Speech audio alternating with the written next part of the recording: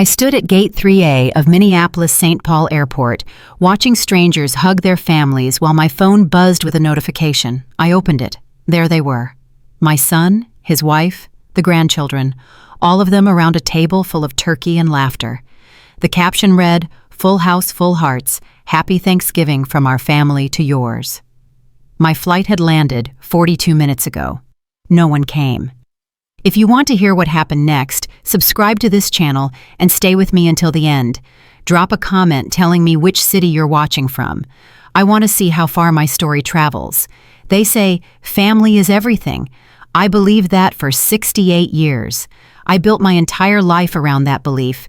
Every casserole I made, every check I wrote, every holiday I spent cooking for people who showed up late and left early.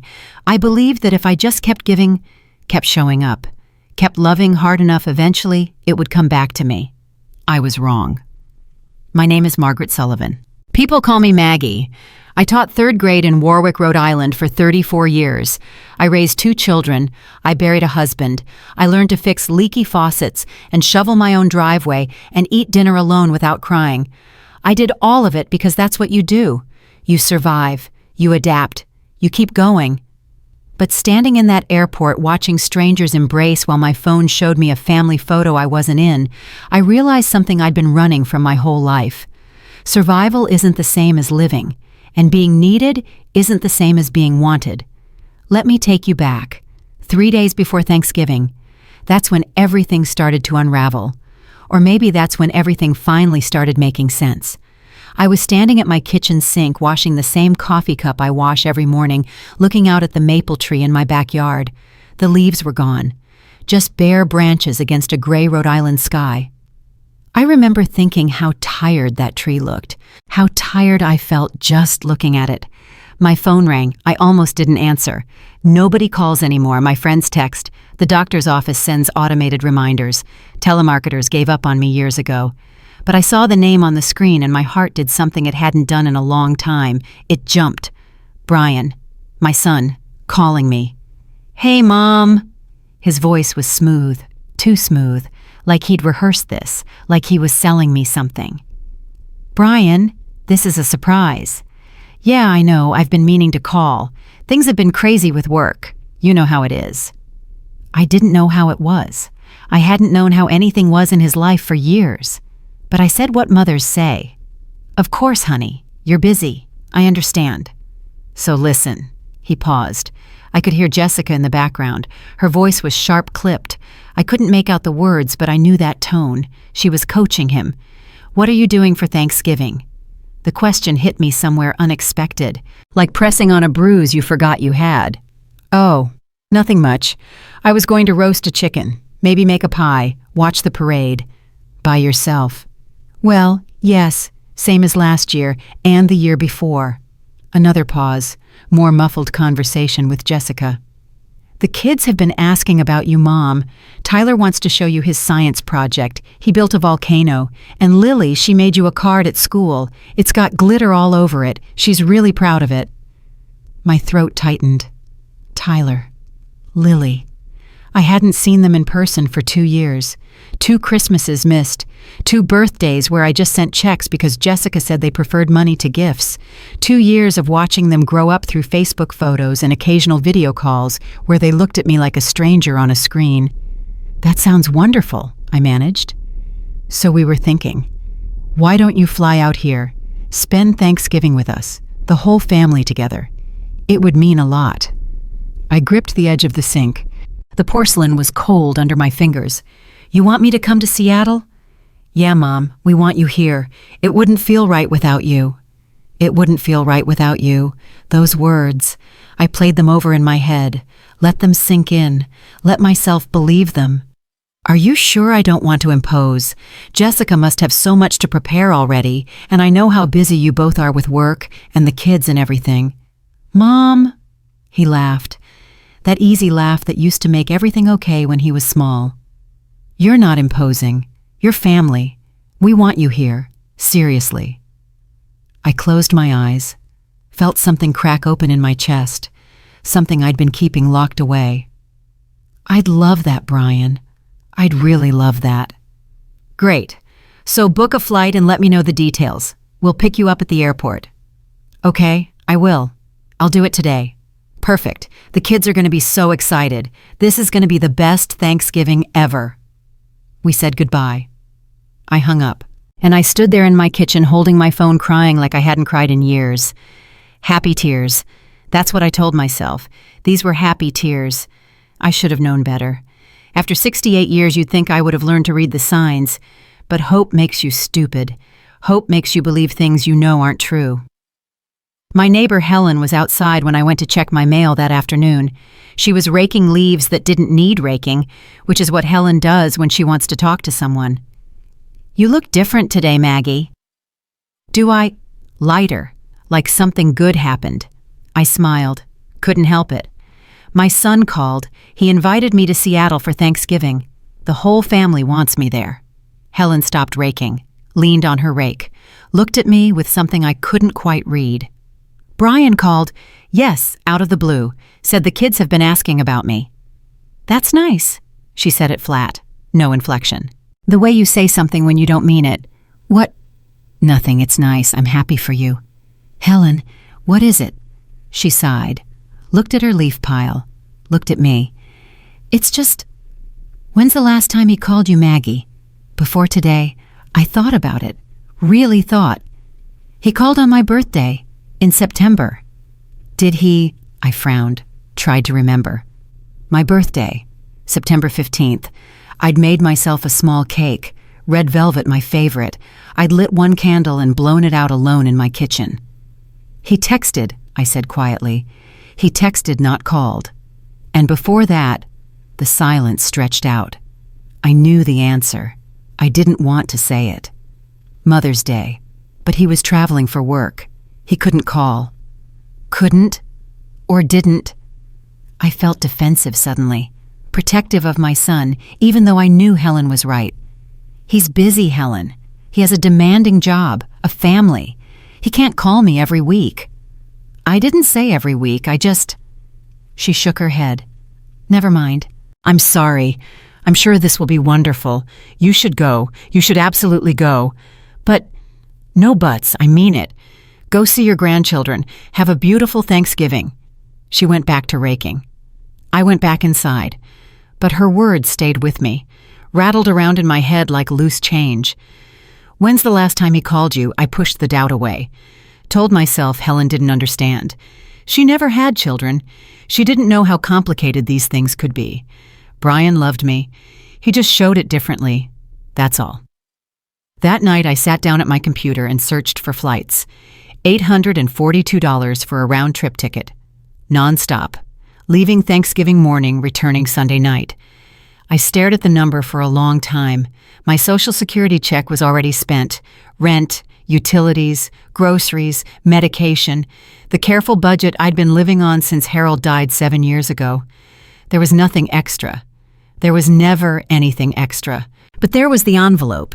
I kept it in the drawer next to the silverware, the emergency fund, $20 bills I'd been squirreling away for years, skipping coffee when I went out, buying the store brand instead of the name brand, letting the library renew my card for free instead of buying books.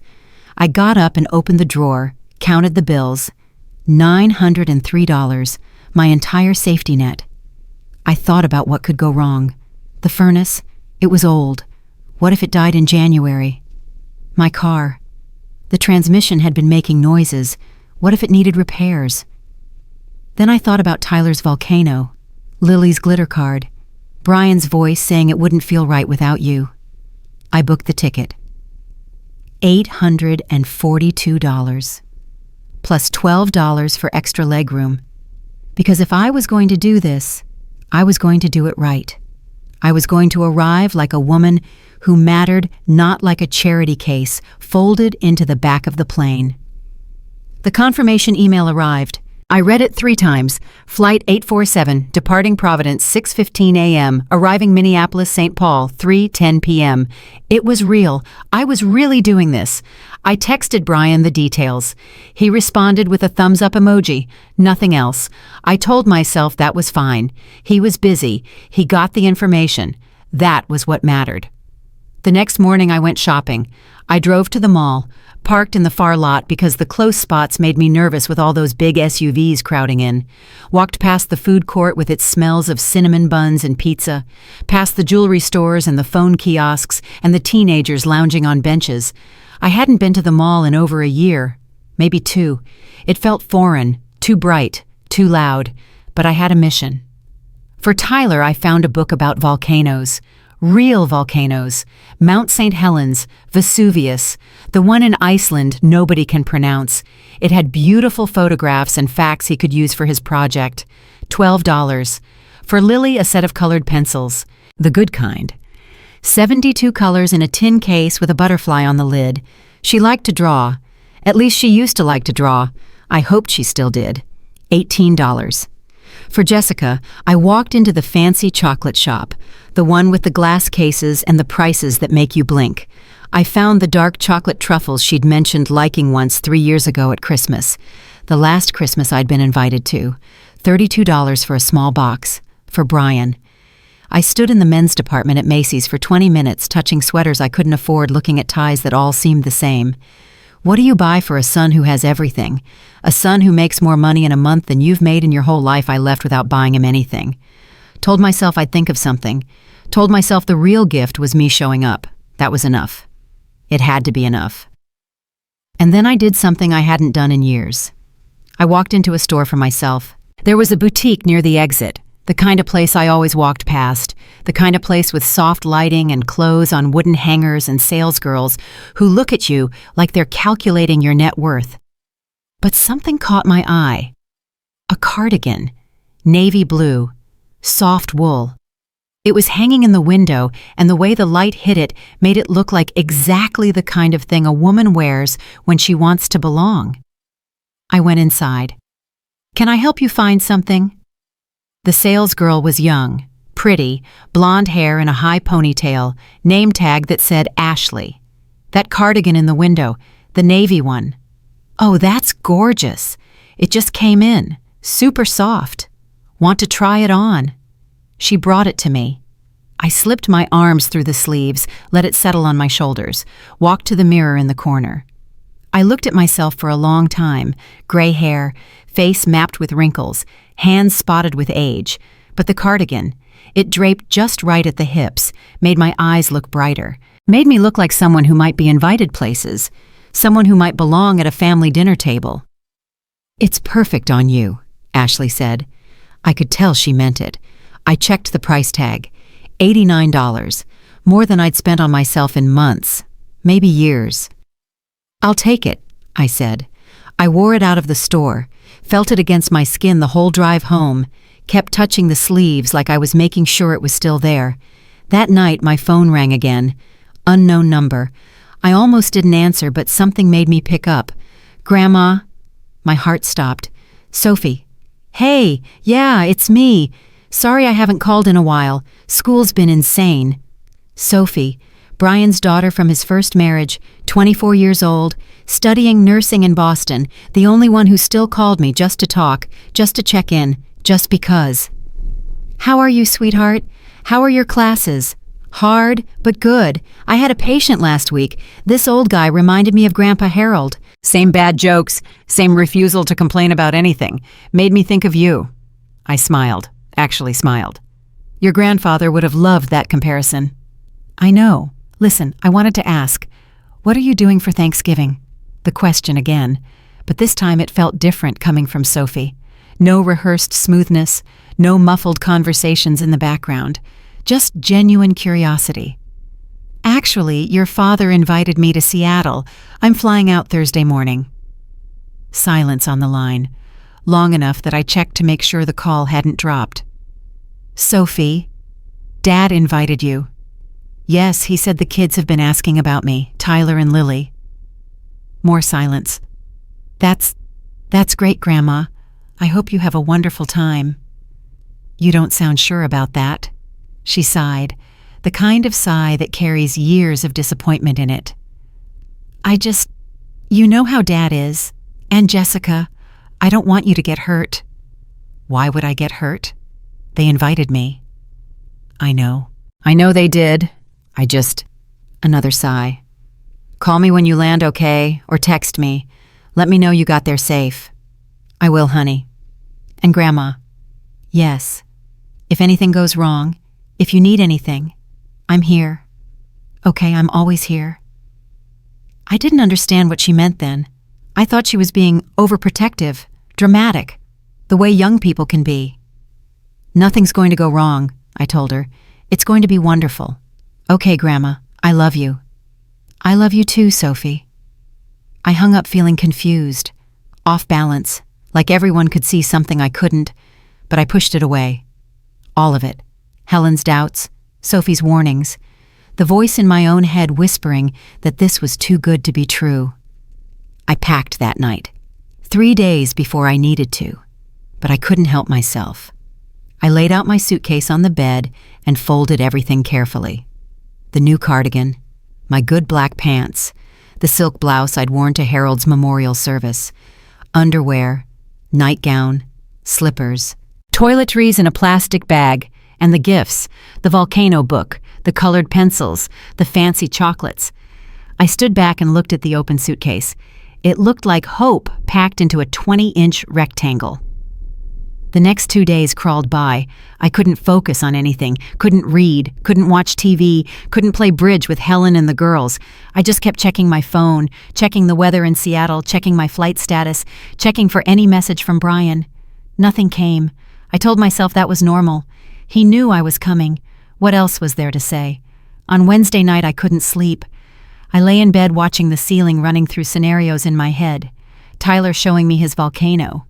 Lily handing me her glitter card. Jessica actually smiling at me for once. Brian telling me he was glad I came. I must have fallen asleep eventually because my alarm startled me awake at 4 a.m. Thanksgiving morning. I got dressed in the dark, put on my good black pants, my silk blouse, my new navy cardigan. I looked at myself in the bathroom mirror, took a deep breath. You deserve this, I told my reflection. You deserve to be there. The taxi came at 4:45. The driver was a young man with tired eyes. He helped me with my suitcase. Didn't try to make conversation. I was grateful for that. The airport was already crowded. Families, couples, college kids heading home. Everyone moving with purpose. Everyone going somewhere they were expected. I got through security, found my gate, sat in a hard plastic chair and watched the sun come up through the windows. The flight boarded on time. I found my seat. 14A, window. The extra legroom was nice. I had space to stretch my legs, space to breathe. The woman next to me was about my age. Gray hair, reading glasses, a paperback romance with a shirtless man on the cover. Going home or going away? She asked. Going to see family, I said. My son, my grandchildren. She smiled. That's lovely. I'm going to see my sister. First time in 3 years. We had a falling out, but... She shrugged. Life's too short. Life's too short. I agreed. We didn't talk after that. Just sat in comfortable silence as the plane lifted off, and Rhode Island became a patchwork of brown and gray below us. I watched the clouds, thought about what I would say when I saw Brian, when I hugged Tyler and Lily. Would they remember me? Would they be shy? Would it be awkward at first? It didn't matter. I was going. I was showing up. That's what grandmothers do. The flight was smooth. I ate the little bag of pretzels they gave me, drank a ginger ale, watched half a movie I didn't understand about superheroes and explosions. And then the captain's voice came over the speakers. Ladies and gentlemen, we're beginning our descent into Minneapolis-St. Paul. Local time is 2:45 p.m. Temperature is 34 degrees. On behalf of the entire crew, we'd like to wish you a very happy Thanksgiving.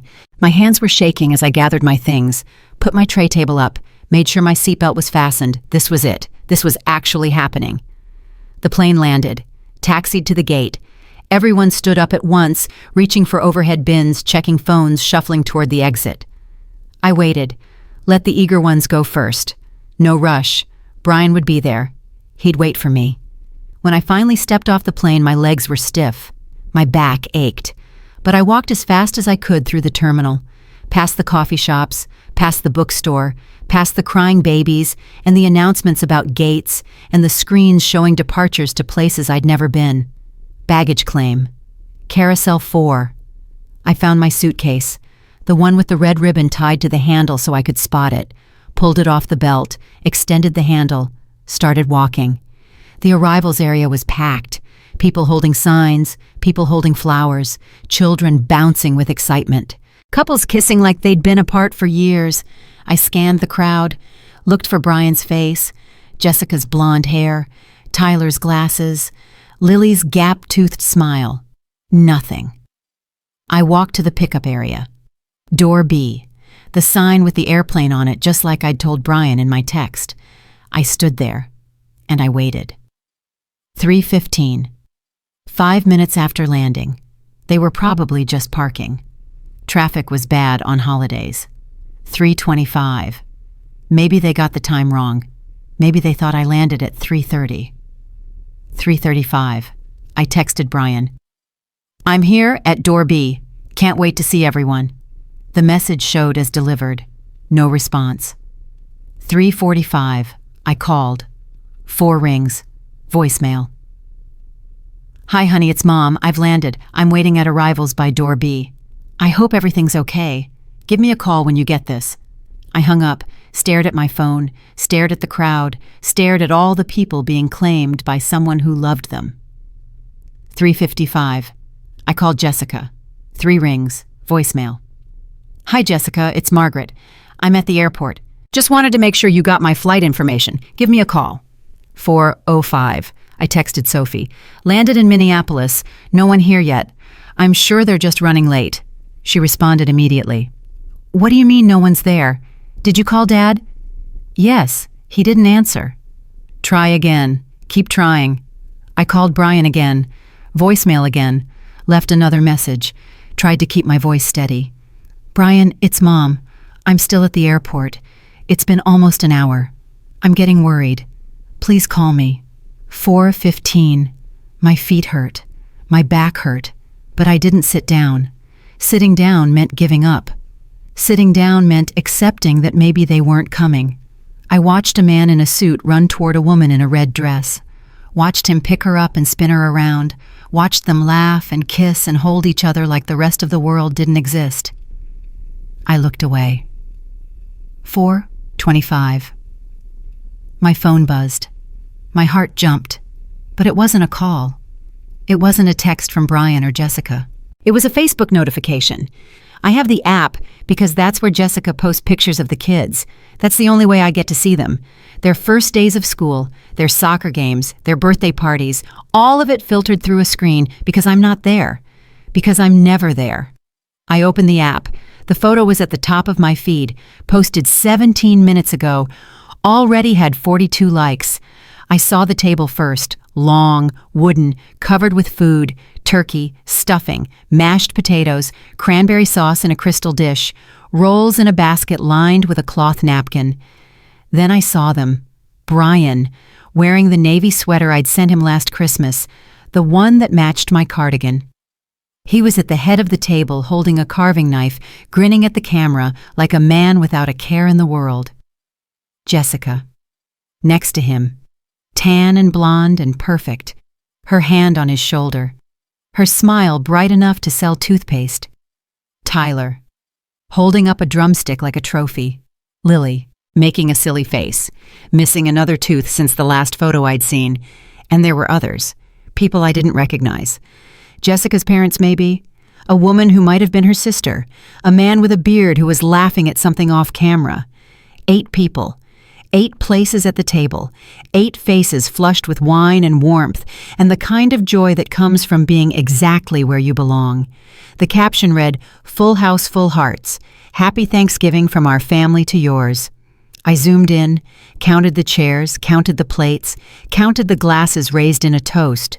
No empty chair, no extra plate, no space where a grandmother might have been squeezed in. I looked at the timestamp, posted at 4:08 p.m. They weren't late. They weren't stuck in traffic. They weren't on their way. They were home. They were eating dinner. They were celebrating Thanksgiving without me. And they had never intended to pick me up at all. I stood there for a long time, long enough that my legs started to shake, long enough that a security guard walked over and asked if I was okay. "I'm fine," I said. "I'm just waiting for my ride." But I wasn't waiting. Not anymore. I turned off my phone, put it in my purse, picked up my suitcase, and I walked out of that airport without looking back. The cold hit me first, 34 degrees and dropping. My cardigan wasn't enough. My good shoes weren't made for icy sidewalks, but I kept walking. I didn't cry. I want you to understand that. I didn't cry because something had shifted inside me. Something that had been bending for years finally broke clean through. I wasn't sad. I was empty. And empty was something I could work with. Half a mile from the airport, I saw a diner. Tina's Diner. The neon sign was missing a letter. Paper turkeys taped to the windows. A parking lot with 3 cars in it. I went inside. The warmth wrapped around me like a blanket. Grease and cinnamon and coffee. A counter with stools. Booths with cracked vinyl seats. A TV in the corner showing a football game nobody was watching. A waitress looked up. Gray ponytail. Tired eyes. Name tag that said Donna. "Happy Thanksgiving, hun. Sit anywhere you like." I chose a booth by the window. Slid in. The seat was warm from the heating vent below. I set my suitcase beside me and let out a breath I didn't know I'd been holding. Donna brought me a menu. Set it down with a cup of water. "Kitchen's slow today, but we've got turkey pie, all the fixings." "Just pie," I said. "And tea. What kind of pie? Pumpkin pecan or key lime?" "Pumpkin, please." She nodded, disappeared into the kitchen. I sat there looking out the window. The sky was getting dark. The street was empty. Somewhere out there in a house full of laughter and warmth, my family was eating turkey without me. And here I was, in a diner with paper turkeys, ordering pie from a stranger. Donna came back. Set down a plate with the thick slice of pumpkin pie, whipped cream leaning slightly to one side, a cup of tea steaming with the tag hanging over the edge. "There you go, hun. Happy Thanksgiving." "Thank you." She paused, looked at me, really looked. "You okay?" "I will be." She nodded like she understood. Maybe she did. Maybe she'd had her own Thanksgivings alone, her own families who forgot to show up. "If you need anything, just holler." She left. I picked up my fork. The pie was good, really good. The kind of pie made by someone who actually cared. Real pumpkin, real spices, a crust that flaked when I pressed my fork against it. I ate slowly, didn't check my phone, didn't look at the time, just sat there in that cracked vinyl booth eating pie I hadn't made for anyone else. And something strange happened. I started to feel like myself, not Brian's mother, not Jessica's burden, not the grandmother who sends checks and gets silence in return. Just me, Margaret Sullivan, 68 years old, sitting in a diner on Thanksgiving. Alone but not lonely. Broken but not destroyed. Donna came back when I was almost finished. "Want another slice to go half price on holidays?" I looked up at her. This stranger who had shown me more kindness in 10 minutes than my family had shown me in 10 years. "Yes," I said. "For later." She smiled. "Best decision you'll make all day." I paid my bill, left a $10 tip on a $6 check, walked back out into the cold with my suitcase in one hand and a white paper bag in the other. There was a motel about a mile down the road. Valley Inn. Weekly rates available. The sign was old and the paint was chipped, but the lights were on. Inside, a man behind the desk was watching football. He barely looked up. "Need a room?" "Yes, single, one night." He handed me a key. Room 114, end of the row. The room was exactly what you'd expect. 2 beds, old TV, bathroom with thin towels, a heating unit that clanked when it kicked on, but it was warm. It was quiet. It was mine. I sat on the edge of the bed, took out my phone, turned it on. 7 missed calls from Brian, 4 from Jessica, a dozen texts. "Mom, where are you?" "We're at the airport. Where did you go?" "Call us. This isn't funny." "Mom, please, we're worried." No apology, no explanation. just confusion, as if I was the one who had done something wrong. I read through them all, every single one, looking for some acknowledgement, some admission, some version of, "We're sorry we forgot you. We're sorry we posted a family photo without you in it. We're sorry we let you fly 3,000 miles to stand alone in an airport." There was nothing. I turned off the phone, took out my notebook, the one I carry everywhere, the one filled with grocery lists and doctor's appointments and thoughts I never say out loud. I turned to a fresh page and wrote, "I am not spare. I am not extra. I am not a side dish at someone else's table." I read the words, underlined them, read them again, and for the first time in years, I believed them. Outside, the wind picked up. Inside, the heater clanked like an old heart trying to keep beating. I pulled out the white paper bag, opened it, took out the second slice of pie, and I ate it alone in that motel room with my suitcase still packed and my good shoes still pinching, knowing that tomorrow everything would be different. Because I was different now. I didn't know yet what I would do. Didn't know about the bank or the lawyer or the trust fund I would set up for Sophie. Didn't know about the confrontation with Jessica or the final conversation with Brian or the way my life would split into before and after this moment. All I knew was that I had come 3,000 miles to sit at someone else's table, and they had shown me clearer than any words ever could that there was no place for me there. So I would build my own table, set my own place, light my own candle. It was terrifying. It was liberating. It was the first real thing I had felt in years.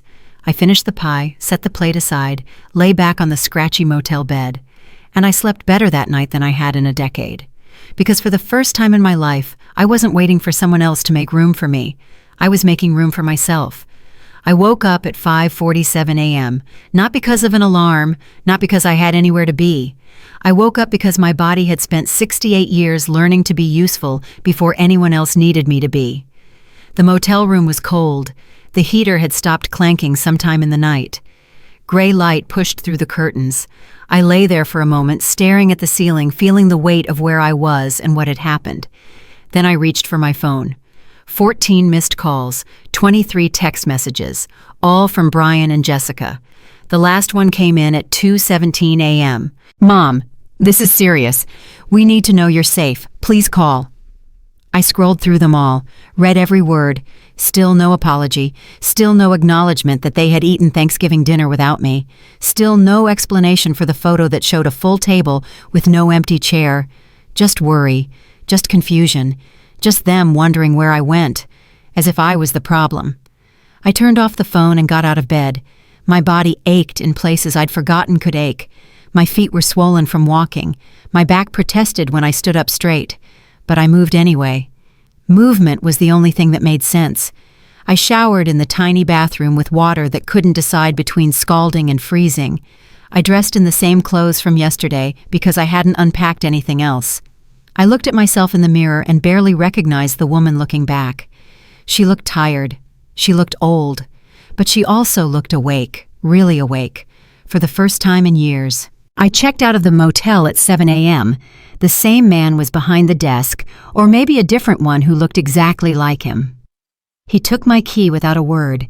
I walked out into the cold morning air. Minneapolis in November is brutal. The wind cuts through you like it has somewhere important to be. I pulled my cardigan tighter and started walking toward a coffee shop I'd seen the night before. The coffee shop was warm and smelled like cinnamon rolls. I ordered a large coffee and a muffin I didn't really want, sat at a table by the window, watched the city wake up. My phone was still off. I knew I should turn it on. I knew Brian and Jessica were probably frantic by now, but I couldn't bring myself to do it. Not yet. Not until I figured out what I was going to say. What do you say to a son who forgot you existed? What do you say to a family that posted full house, full hearts while you stood alone in an airport 3,000 miles from home? I didn't have the words. So I sat there drinking coffee and watching strangers walk by. People with somewhere to go. People with someone waiting for them. At 8:30, my phone turned itself on.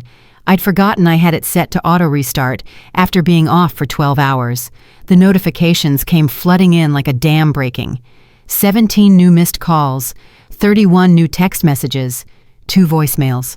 I listened to the first voicemail. Brian's voice tight with something that might have been worry or might have been irritation. "Mom, it's Brian. We've been trying to reach you all night. We went to the airport and you weren't there. We don't know what happened. Please call us. The kids are worried. We're all worried. Just call us." I listened to the second voicemail. Jessica this time. Her voice was sharper, less worried, more annoyed. "Margaret, this is Jessica. I don't know what's going on, but this isn't fair to the children. They were expecting to see their grandmother and now everyone's upset. Please let us know you're okay so we can figure out what happened here. As if it was a mystery. As if they genuinely didn't understand. I put the phone down, took a breath, picked it up again, and I called Sophie. She answered on the first ring. "Grandma." "Oh my God, are you okay? Dad's been calling me all night asking if I'd heard from you. What happened?" "I'm fine, sweetheart. I'm in Minneapolis. But Dad said you weren't at the airport. He said they went to pick you up and you were gone." I laughed. Actually laughed. It came out bitter and sharp. "They went to pick me up. That's what he said. They got there and you weren't at arrivals. They thought you missed your flight or something." "Sophie, my flight landed at 3:10 p.m. I stood at arrivals for over an hour. I called your father 6 times. He didn't answer. Nobody came." Silence on the line. "Grandma, that doesn't make sense. Dad said, I know what your father said, but I also know what I saw. At 4:08 p.m., while I was still standing at that airport, your father posted a photo on Facebook, the whole family sitting around a Thanksgiving table, turkey stuffing everyone smiling. The caption said, 'Full house, full hearts.'" More silence. Longer this time. "I'm sending you the screenshot," I said. "Look at the timestamp. Look at their faces. Does that look like a family who was about to leave for the airport?" I sent the photo. Waited. "Oh my God." Sophie's voice was barely a whisper. "Grandma, oh my God." "I flew 3,000 miles, Sophie. I spent almost all of my emergency savings on a plane ticket because your father said it wouldn't feel right without me. And then they sat down to dinner and forgot I existed. I don't even know what to say. I'm so sorry." "Don't be sorry. You didn't do anything wrong." "But I should have known. I should have pushed harder when I talked to you. I had a bad feeling about this from the beginning. You warned me. I didn't listen." Sophie was quiet for a moment. I could hear her breathing, processing. "Where are you now?" she asked. "A coffee shop, near the airport." "What are you going to do?" That was the question, wasn't it? The question I'd been asking myself all night. "I'm going to fly home," I said. "I'm going to go back to Rhode Island, and then I'm going to make some changes." "What kind of changes?" "The kind I should have made years ago." Sophie paused. "Grandma, don't do anything drastic. I know you're hurt. I know you're angry. But Dad is still your son, and what's Sophie? And I should forgive him, and I should pretend this didn't happen, and I should go back to being the grandmother who sends checks and gets nothing in return." "No, that's not what I have given and given and given to that family for years, decades. I helped with the down payment on their house. I paid for Tyler's braces. I covered Jessica's mother's funeral expenses when they said they couldn't afford it. I have been there for every emergency, every request, every, 'Mom, can you help us out?' And in return, they couldn't even pick me up at the airport." My voice cracked on the last word. I felt the tears coming. I'd held them back all night, but they were there now, pressing against my eyes. "You deserve better," Sophie said softly. "You've always deserved better." "I know. That's what I finally understand." We talked for another 10 minutes. She wanted to fly out and get me. I told her no. She had clinicals. She had school. She couldn't drop everything because my son was a disappointment. "Call me when you land," she said before we hung up. "Promise me." "I promise." "And Grandma." "Yes, I love you. More than anyone. You know that, right?" I smiled. First real smile since I'd landed in Minneapolis. "I know, sweetheart. I love you too." I hung up and sat there for a while longer. The coffee had gone cold. The muffin was still untouched. But I felt clearer, sharper, like something had come into focus. At 9:15, my phone rang. "Brian." I stared at his name on the screen. My finger hovered over the answer button. Part of me wanted to let it ring, let him wonder, let him feel one tiny fraction of what I'd felt standing in that airport. But I answered. Mom, finally. Where are you? What's going on? His voice was frantic, accusatory, like I'd done something wrong. I'm in Minneapolis, Brian. We know you're in Minneapolis. We've been looking for you all night. We went to every hotel near the airport. We filed a report with security. Where did you go? I walked. You walked? What do you mean you walked? It was 30 degrees outside. You're 68 years old. Why would you walk anywhere? Because no one came to get me. That's not true. We came to the airport. We were there at 3:30. You weren't anywhere. We looked everywhere. I was there, Brian.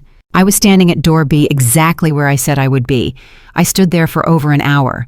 I called you 6 times. You didn't answer. My phone died. I was dealing with the kids and I forgot to charge it. That's not my fault. And Jessica's phone. She was in the kitchen. She didn't hear it ring. So you both just happened to be unreachable at the exact time my flight landed. Mom, I don't like your tone. We tried. We drove all the way to the airport and you were gone. We thought something terrible had happened. I laughed again. That same bitter laugh. Something terrible did happen, Brian. But not to me, to our relationship. What are you talking about?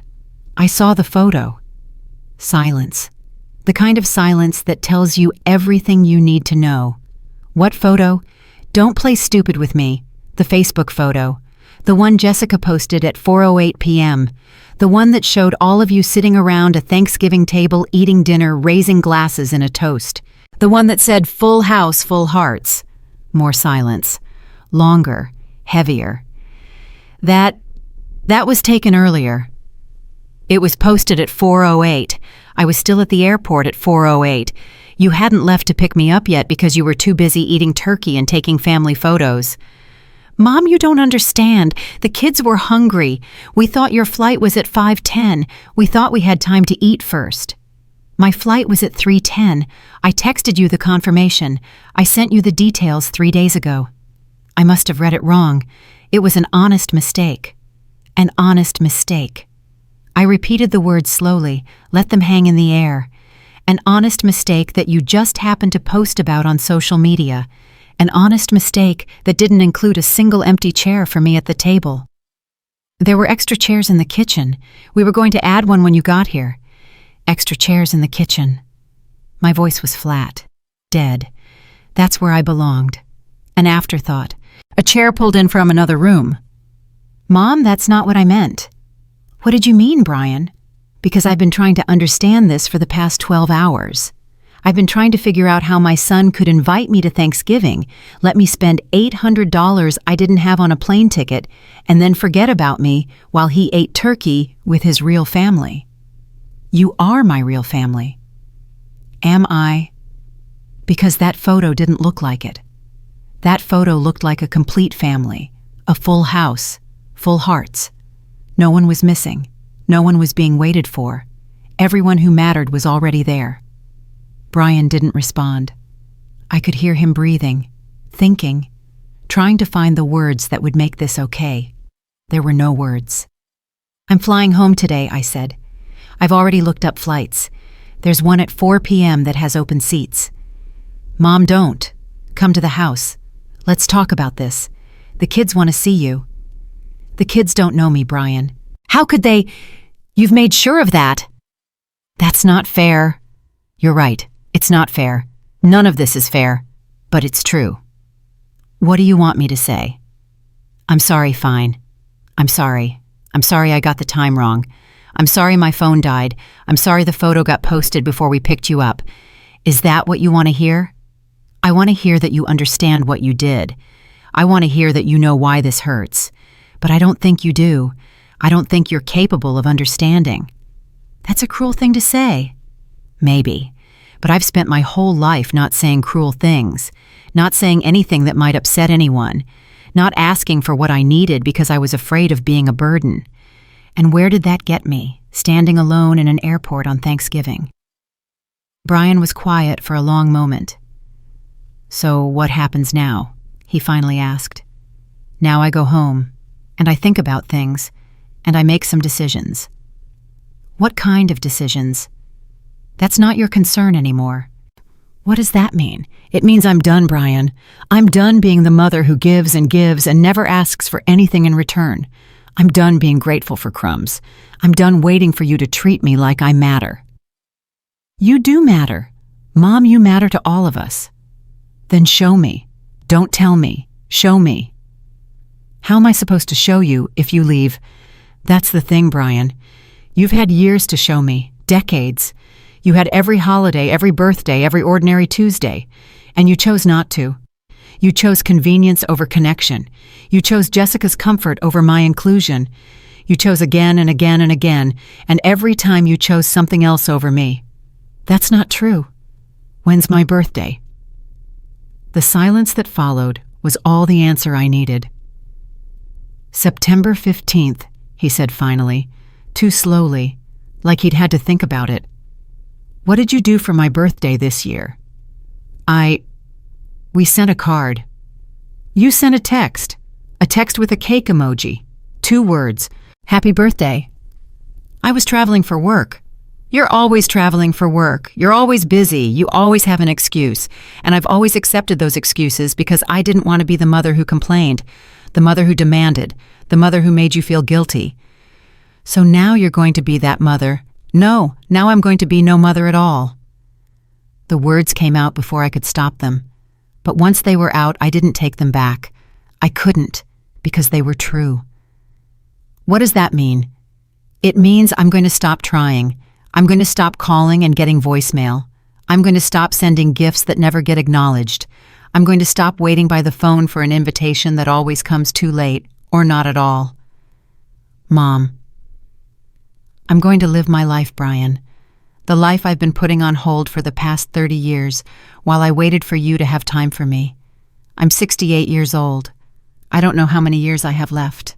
But I know I'm not going to spend them feeling like this. You're being dramatic. Maybe. Or maybe I'm finally being honest. We sat in silence. 2 people on opposite ends of a phone call separated by 3,000 miles and a lifetime of things left unsaid. I don't know what you want from me, Brian said finally. His voice was tired, defeated. I wanted you to want me there, not because the kids were asking, not because it was an obligation. I wanted you to actually want your mother at your Thanksgiving table. I did want you there. Then why didn't you show it? Why didn't you answer your phone? Why didn't you wait to eat until I arrived? Why didn't you save me a seat at the actual table instead of planning to drag in a chair from the kitchen? He had no answer. Of course he didn't. I'm going to go now, I said. I need to book my flight. Mom, please, don't leave like this. Come to the house. Let's talk in person. There's nothing left to talk about. There's everything left to talk about. You can't just end things like this. I'm your son. Yes, you are. But I'm not sure I'm your mother anymore, not in any way that counts. I hung up before he could respond, turned off my phone, sat there in that coffee shop with my cold coffee and my untouched muffin, and I let myself feel everything I'd been pushing down for years. The disappointment, the loneliness, the feeling of being invisible in my own family, the years of holidays spent alone because no invitation came, the birthdays celebrated with a text message and an emoji, the grandchildren growing up without me, the daughter-in-law who treated me like an inconvenience, the son who let her. I felt all of it. Let it wash over me, let it hurt. And then I put it away, because I had work to do. I found a flight leaving at 4:15 p.m., non-stop to Providence, $327. I booked it without hesitation. This time I didn't pay for extra legroom. I didn't need to impress anyone. I just needed to get home. I spent the rest of the morning walking around Minneapolis, bought a scarf from a street vendor because my cardigan wasn't warm enough, ate lunch at a restaurant near the airport, a turkey sandwich. The irony wasn't lost on me. At 2 p.m. I went through security, found my gate, sat down and finally turned my phone back on. More messages from Brian, a voicemail from Jessica, a text from Sophie checking on me, and one message I wasn't expecting, from a number I didn't recognize. Minneapolis area code. Hi, Margaret. This is Donna from Tina's Diner. You left your reading glasses on the table. I hope you find your way home okay. Happy Thanksgiving. I stared at that message for a long time. This stranger, this waitress I'd spent maybe 15 minutes with, she'd noticed my glasses. She'd taken the time to find my number. She'd wished me well. More kindness from a stranger in one text than from my own family in years. I texted her back, "Thank you, Donna. Keep the glasses. And thank you for the pie. It was the best thing about my Thanksgiving." She responded with a smiley face. Nothing else. But it was enough. The flight home was quiet. The plane was half empty. I had a whole row to myself. I sat by the window and watched Minneapolis shrink away beneath me. That city where my son lived, where my grandchildren were growing up without me, where I had learned finally and completely what I was worth to my own family. I didn't cry on the plane. I was done crying. I'd cried enough tears for Brian over the years, enough tears for missed holidays and forgotten birthdays and unreturned calls. I was empty now, but not the bad kind of empty, the kind of empty that comes after you've cleared out all the things you don't need anymore. I landed in Providence at 9:30 p.m. My car was still in the parking lot where I'd left it 2 days ago. The battery was fine. The engine started on the first try. I drove home through the dark Rhode Island night, past the closed restaurants and the empty streets and the houses still lit up with the remains of Thanksgiving celebrations. I drove past Helen's house. Her lights were off, past the church where I'd volunteered for 30 years, past the school where I'd taught for 34. I pulled into my driveway at 10:15 p.m. My porch light was on. I'd left it on before I left, expecting to come home tired and full and happy. I was tired. I wasn't full, but I was something else, something I hadn't been in a long time. I was awake. I went inside. The house was cold. I turned the heat down before I left. I turned it back up and stood in my kitchen listening to the radiator clank to life. My suitcase was still packed. I left it by the door. I'd deal with it tomorrow. Tonight, I had something else to do. I went to my desk, the one in the corner of the living room where I paid bills and wrote letters and did all the small administrative tasks of being alive. I opened the bottom drawer. Inside was a folder. The one I'd been avoiding for years. It was labeled estate planning. Inside were documents from when Harold died. The will, the life insurance paperwork, the deed to the house, everything that said I was still here, still standing, still in control of my own life. And inside that folder was another document, one I'd had my lawyer draw up 5 years ago and never signed, a trust. I'd had it created after Brian's divorce from his first wife. He'd needed help with legal fees. I'd given him the money. He'd promised to pay it back. He never did. And I'd started thinking about what would happen to everything I had after I was gone. The trust was simple. Everything I owned would go to my children and grandchildren. Brian, Tyler, Lily, Sophie. All of them would share equally. But I'd never signed it. Something had held me back. Some voice in my head that said, "Wait. See how things go. Make sure this is what you want." I pulled out the document, read through it.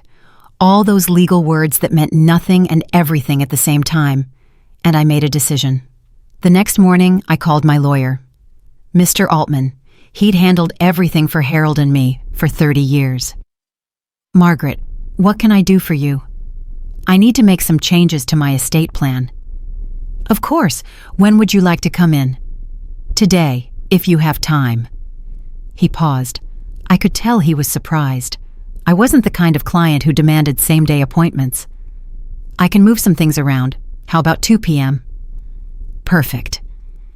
Can you give me an idea of what you're thinking so I can have the right paperwork ready?" I took a breath, said the words I'd been turning over in my head all night. "I want to change my beneficiaries. I want everything to go to my granddaughter Sophie. Everything. The house, the savings, the retirement accounts, all of it." Silence on the line. "That's a significant change, Margaret." "I know. Can I ask what prompted this?" "You can ask. I might not answer." He chuckled. "Fair enough. I'll have the documents ready. We can talk through everything when you get here." I hung up and sat there in my kitchen. The same kitchen where I'd stood 3 days ago crying happy tears because my son had invited me to Thanksgiving. 3 days. That's all it took for everything to change. At 2 p.m., I walked into Mr. Altman's office.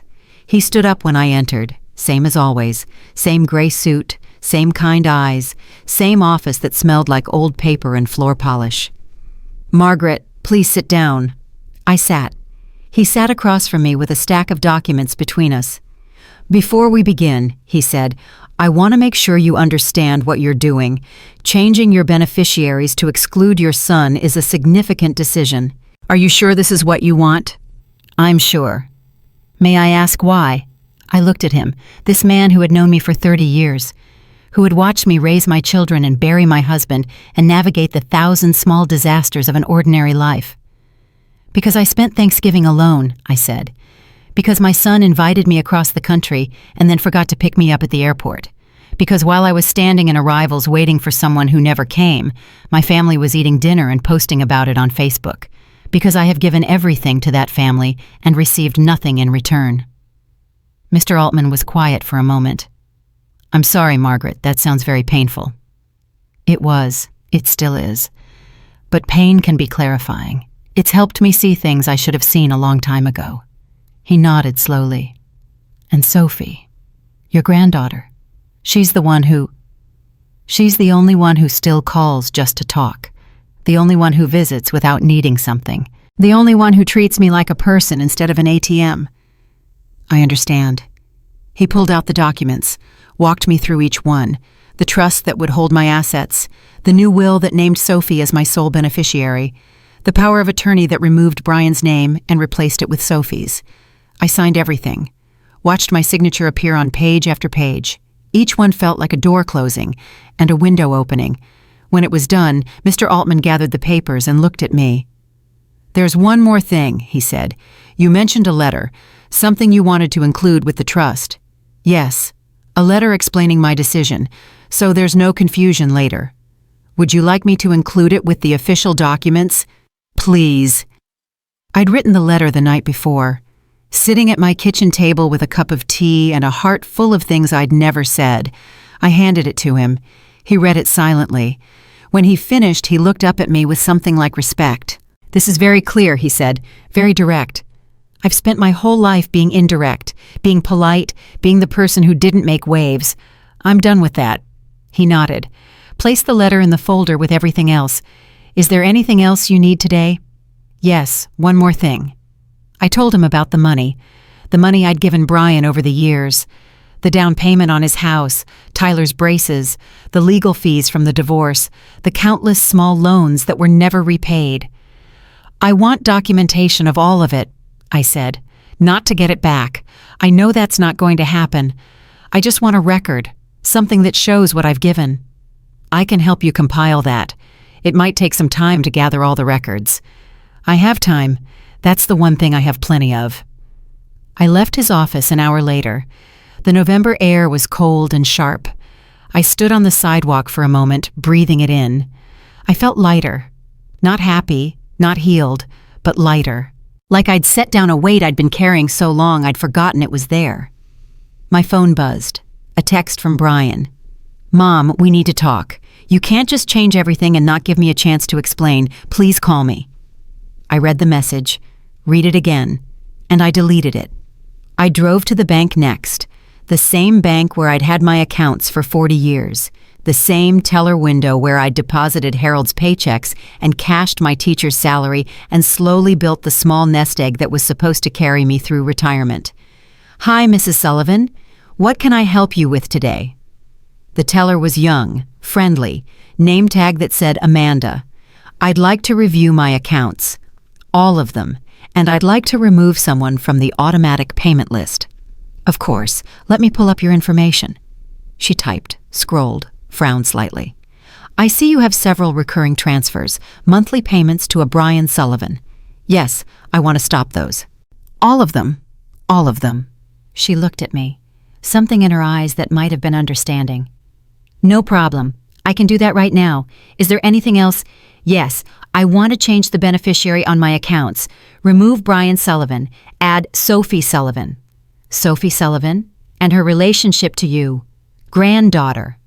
Amanda typed everything in, printed out forms for me to sign, handed them across the counter with a pen.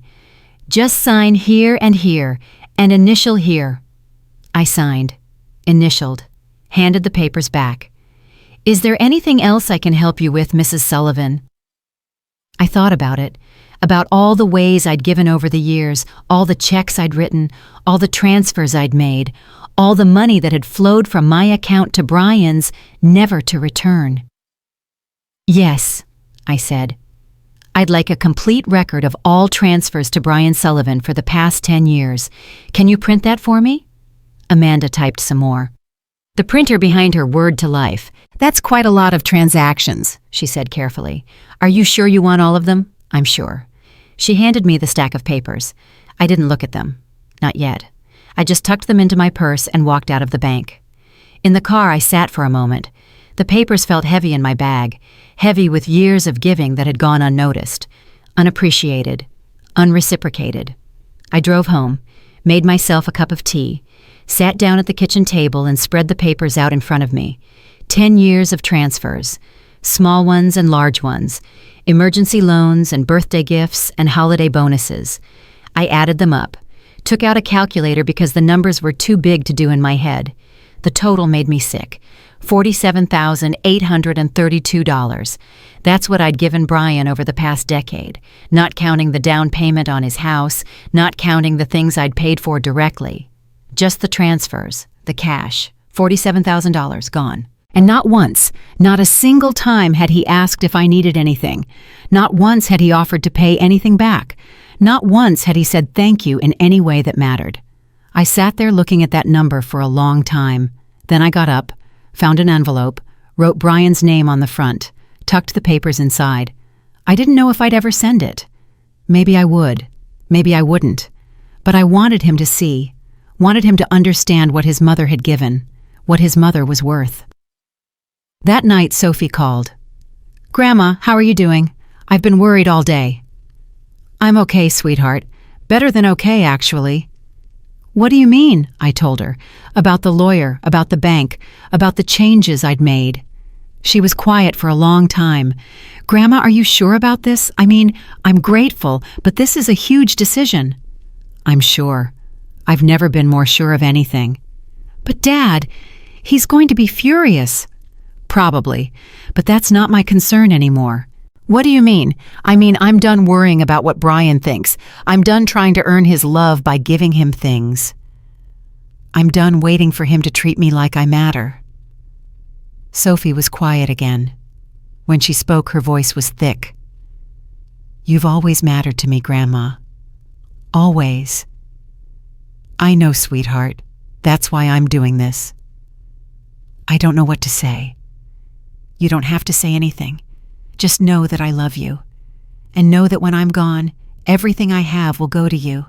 Because you're the only one who ever made me feel like family. She was crying now. I could hear it in her breathing. I love you too, Grandma. More than you know. I know, honey. I know. We talked for another hour. About everything and nothing. About her classes and her patients and her roommate who never did the dishes. Normal things, small things, the things that make up a life. When we hung up, I sat in my quiet house and listened to the silence. It didn't feel empty anymore. It felt peaceful, like the calm after a storm you didn't know was raging until it stopped. I went to bed that night without checking my phone, without wondering if Brian had called, without hoping for an apology that would never come. I went to bed knowing exactly who I was and exactly what I was worth. And for the first time in years, that was enough. 3 days passed. 3 days of silence from Brian. 3 days of peace I hadn't felt in years. I woke up each morning without checking my phone first thing. I drank my coffee without wondering if today would be the day he called. I went about my life like a woman who had finally stopped waiting. On the 4th day, the silence broke. I was in my garden cutting back the dead roses before the first real frost hit. My hands were dirty. My knees ached from kneeling. But there was something satisfying about the work, about clearing away the dead things to make room for new growth. My phone rang inside the house. I ignored it. Let it go to voicemail, kept cutting. It rang again and again and again. 4 calls in a row. That wasn't Brian's style. Brian gave up after 1 try. I stood up, brushed the dirt off my gloves, walked inside. The phone was still ringing when I picked it up. Jessica's name on the screen. I answered. Margaret. Her voice was ice, pure ice. We need to talk. Do we? Brian told me what you did, the lawyer, the bank, the trust. And you're cutting your own son out of your will. You're taking away everything he was supposed to inherit. You're giving it all to some girl who barely knows you. That girl is my granddaughter, and she knows me better than anyone in your family ever bothered to. This is insane. You're acting like a crazy old woman who can't handle her own affairs. I felt something rise in my chest. Not anger, something colder, harder. Is that what you're going to tell the court, Jessica? That I'm incompetent? That I need someone to manage my money for me? Silence. I'd hit a nerve. I didn't say that. But you were thinking it. You were thinking about how to fight this, how to get a judge to overturn my decisions, how to prove that poor old Margaret doesn't know what she's doing. You're being paranoid. Am I? Or am I finally seeing things clearly? Jessica's breath was sharp on the other end. I could picture her pacing in that kitchen of hers, the one with the marble countertops and the stainless steel appliances, the kitchen I'd helped pay for. Brian is devastated, she said. You've broken his heart. I broke his heart. I stood alone in an airport for over an hour while you all ate Thanksgiving dinner. I saw the photos. I saw the smiles. Nobody's heart looked broken to me. That was a misunderstanding. We've been over this. There's nothing to go over. I know what I saw. I know what I felt.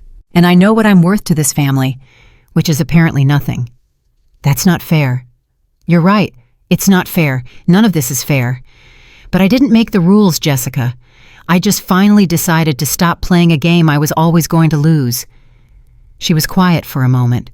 When she spoke again, her voice had changed. Softer, more calculated. Margaret, I know we haven't always seen eye to eye, but think about the children, Tyler and Lily. They love their grandmother. Don't you want to leave something for them? They don't know me. You've made sure of that. That's not true. They ask about you all the time. Really? When's the last time they called me? When's the last time you brought them to visit? When's the last time you sent me a picture that wasn't posted on social media for the whole world to see? Jessica didn't answer. I'll tell you when, I continued. Never. The answer is never. Because I'm not a grandmother to them. I'm a name on a birthday card. A check in the mail. An old woman in Rhode Island who might as well be a stranger. That's your choice. You could visit more. You could make more of an effort. I've made every effort, Jessica. Every single one. I've flown across the country for birthdays that got rescheduled. I've sent gifts that were never acknowledged. I've called and texted and emailed and gotten nothing back. Nothing. So don't you dare tell me I haven't made an effort. My voice was shaking now. Not with tears, with rage. Years of rage I'd pushed down and swallowed and pretended didn't exist.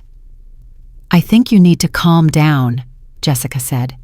You're clearly very emotional right now. Maybe we should talk when you've had time to think things through. I've had 68 years to think things through. I'm done thinking. I'm done waiting. I'm done hoping that someday my son will remember he has a mother. So that's it.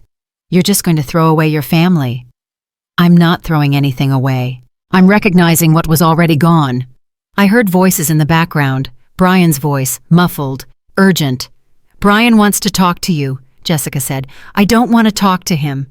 Margaret, I said no. I hung up.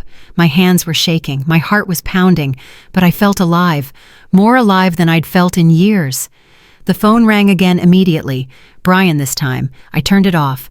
I went back outside, back to my roses, back to cutting away the dead parts and making room for what might grow. That night I couldn't sleep. I lay in bed staring at the ceiling, replaying the conversation with Jessica in my head, all the things I'd said, all the things I should have said years ago. At 2 a.m., I gave up on sleep and went to the kitchen, made myself a cup of chamomile tea, sat at the table in the dark. My phone was still off. I knew there would be messages when I turned it on, probably voicemails, probably more accusations, more attempts to make me feel guilty for finally standing up for myself. I didn't care. I thought about Harold, my husband. Dead 7 years now. He would have hated this. All of it. The fighting, the lawyers, the family falling apart. But Harold also would have understood, because Harold had seen it coming. He'd seen how Brian changed after he married Jessica, how the calls got shorter, how the visits got rarer, how our son slowly became a stranger. "That woman is poison," Harold had said once. It was the meanest thing I'd ever heard him say about anyone. I'd defended her, made excuses, said she was just private, just focused on her own family, just different from us. Harold had looked at me with those sad eyes of his and said, "Maggie, you can't love someone into loving you back. You can only love yourself enough to know when to walk away." I hadn't understood then. I understood now. The next morning, I turned my phone back on. 17 missed calls, 8 voicemails, 23 text messages. I didn't read any of them. I just deleted everything and blocked both numbers, Brian's and Jessica's. It felt like surgery, cutting out something that had been killing me slowly for years. At 10 a.m., my doorbell rang. I wasn't expecting anyone. Helen usually called before coming over. The mailman just left packages on the porch. I looked through the peephole. Brian, my son, was standing on my porch, in Rhode Island, 3,000 miles from Seattle. I didn't open the door. "Mom," his voice was muffled through the wood. "Mom, I know you're in there. Your car is in the driveway. Please, we need to talk." I stood there, hand on the doorknob, heart pounding. "I flew all night to get here," he said. "I took a red-eye. I haven't slept. Please, Mom, just give me 5 minutes." 5 minutes. That's what he was asking for. 5 minutes to undo years of neglect. I opened the door. He looked terrible. Wrinkled clothes, dark circles under his eyes, hair uncombed. This wasn't the polished professional I saw in Facebook photos. This was a man who had been up all night, who had crossed a continent, who was standing on his mother's porch looking like he might fall apart. "Thank you," he said. "Thank you for opening the door." I didn't invite him in, just stood there in the doorway, waiting. "Can I come in? Say what you need to say." "Mom, please, it's cold out here." "Then talk fast." He flinched. I'd never spoken to him like this before, never been anything but warm and welcoming and grateful for whatever scraps of attention he threw my way. "Okay." He ran a hand through his hair. "Okay, I deserve that. I know I do." I waited. "I messed up," he said. "Thanksgiving was a disaster. I know that. I should have been at the airport. I should have answered my phone. I should have made sure you knew you were welcome. But you didn't." "No, I didn't. And I'm sorry. I'm so sorry, Mom." I looked at him. This man who used to be my little boy, who used to sleep with his head against my chest because my heartbeat was louder than the rain, who used to hold my hand when we crossed the street, who used to tell me I was the best mom in the whole world. Where did that boy go? "What do you want, Brian?" "I want to fix this. I want to make things right." "How?" "I don't know. Tell me how. Tell me what you need, and I'll do it." "I needed you to pick me up at the airport. I needed you to answer your phone. I needed you to save me a seat at your table. I needed you to treat me like I mattered. You couldn't do any of those things." "I can do better. I will do better." "Why should I believe that?" He had no answer, just stood there with his red eyes and his wrinkled shirt and his empty promises. "I've heard this before," I said. "Every time I express disappointment, every time I finally work up the courage to say something, you apologize, you promise to do better, and then nothing changes.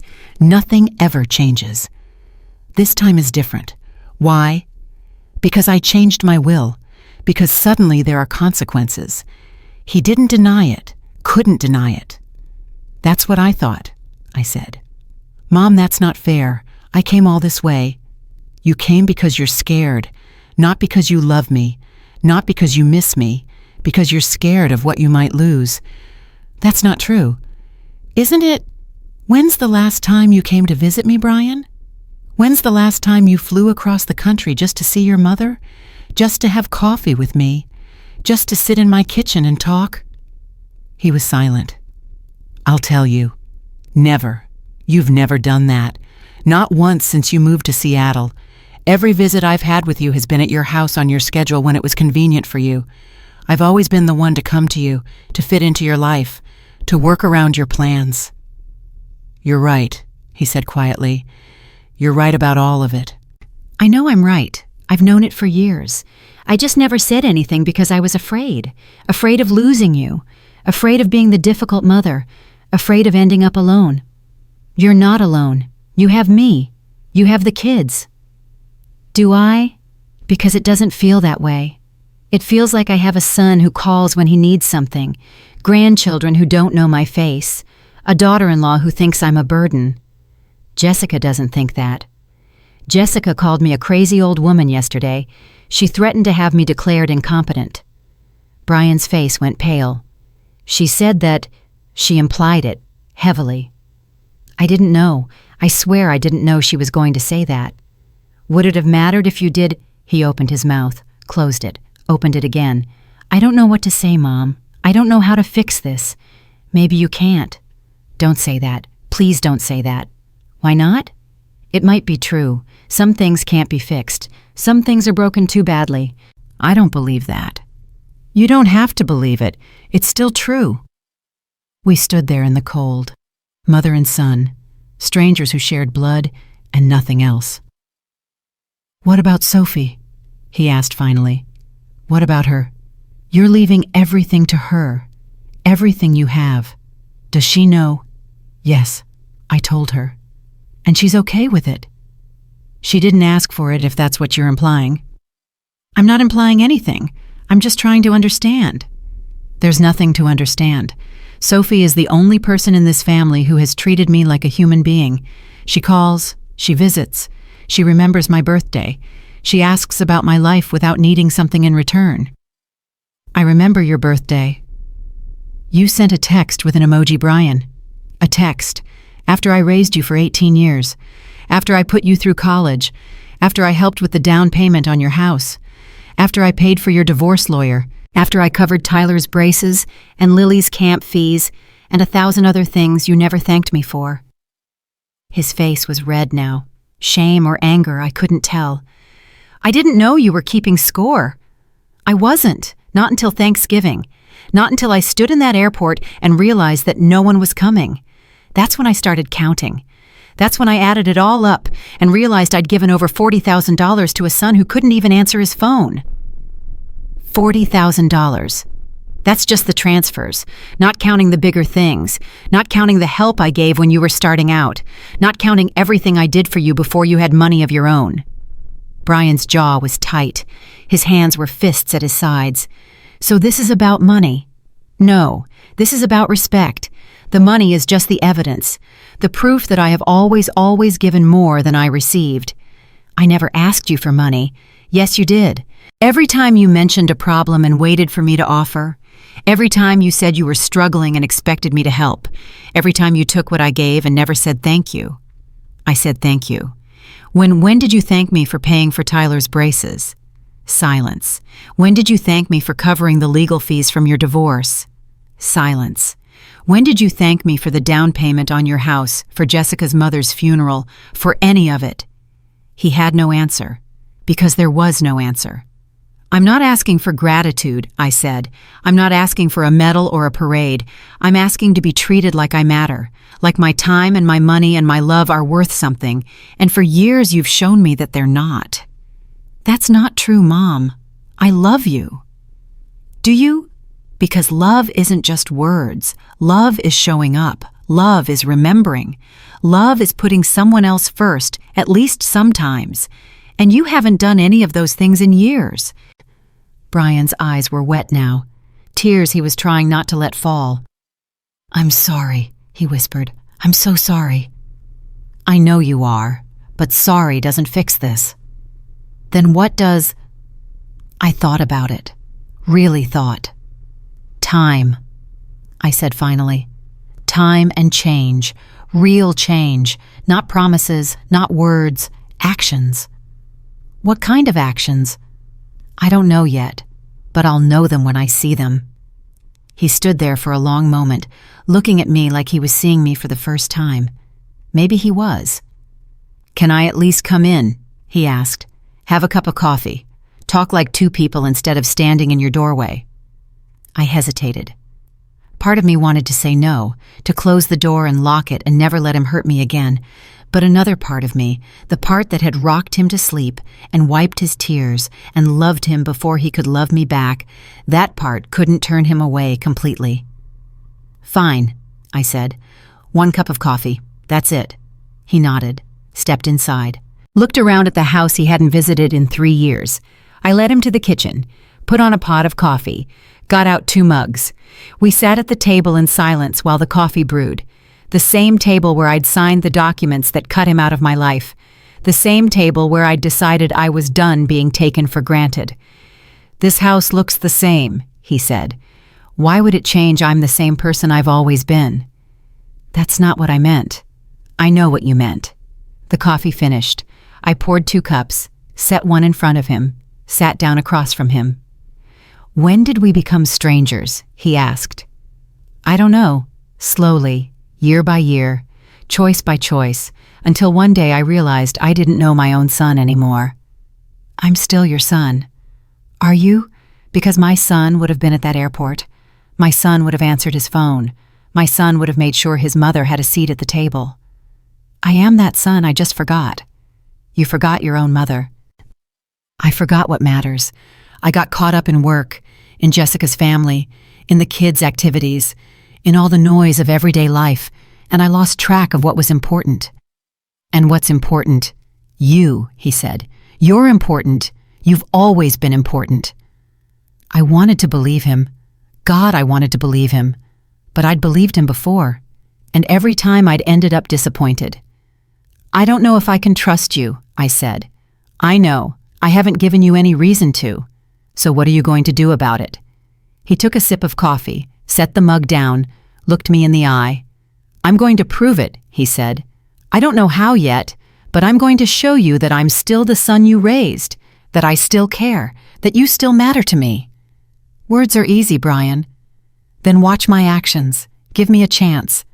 I've given you chances for years, and every time you've let me down. This time will be different." "Why should I believe that?" "Because I finally understand what I almost lost. Standing on your porch just now thinking you might never let me in again, I felt something I haven't felt in years." "What was fear, real fear, the fear of losing my mother forever, not to death, to disappointment, to all the ways I've failed you." I looked at him, my son, my little boy, this man who had broken my heart and was now sitting in my kitchen asking for forgiveness. "I'm not ready to forgive you," I said. "I know. I might never be ready. I understand. But I'm willing to see what happens. I'm willing to give you one more chance. One. If you waste it, that's it. I'm done."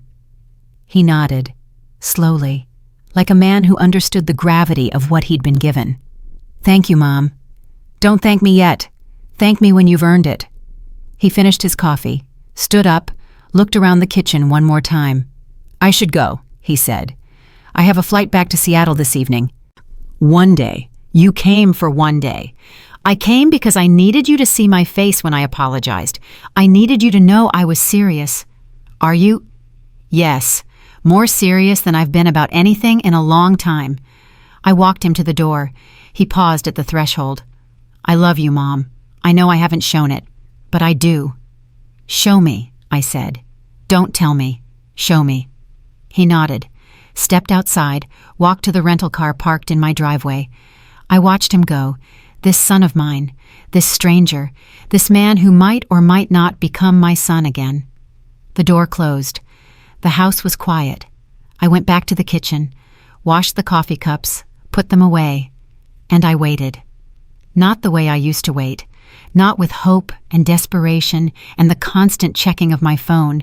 I waited with patience, with clarity, with the understanding that whatever happened next was out of my hands. I had done what I could. I had said what needed to be said. The rest was up to him. That night, Sophie called. "Grandma, Dad texted me. He said he came to see you." "He did. How did it go?" I thought about the conversation, the tears, the promises, the one last chance I'd given him.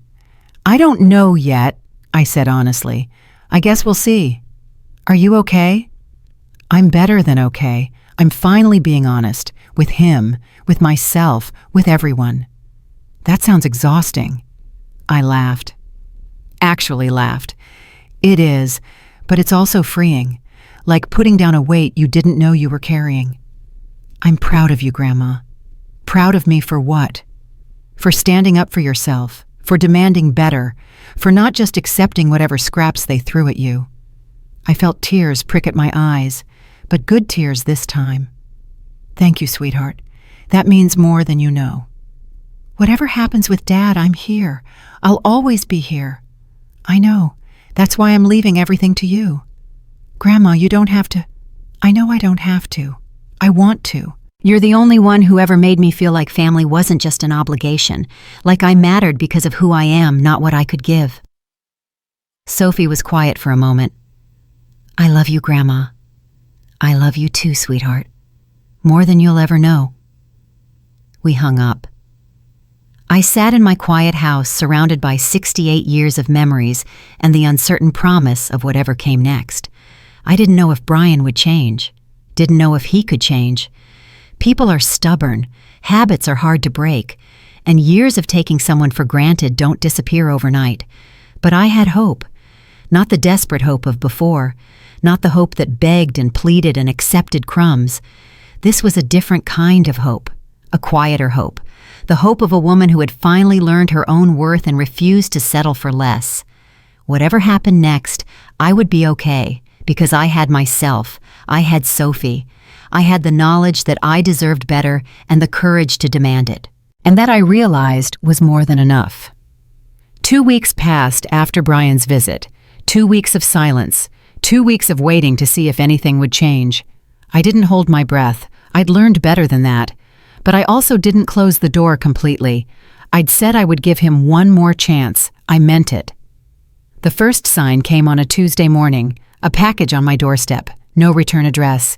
Just my name written in handwriting I recognized immediately. Brian's handwriting. I brought it inside, set it on the kitchen table, stared at it for a long time before opening it. Inside was a photo album. Old, leather-bound, the kind we used before everything went digital. I opened it. The first page was a picture of Brian as a baby, red-faced and screaming, the day we brought him home from the hospital. Harold was holding him looking terrified and proud at the same time. I turned the pages. Brian's first steps, first birthday, first day of school. Little league games and Christmas mornings and family vacations to the beach. Page after page of memories I'd almost forgotten. A life I'd built with love and sacrifice and hope. At the back of the album was a note, handwritten on plain paper. "Mom, I found this in the attic last week. I'd forgotten it existed. I'd forgotten a lot of things.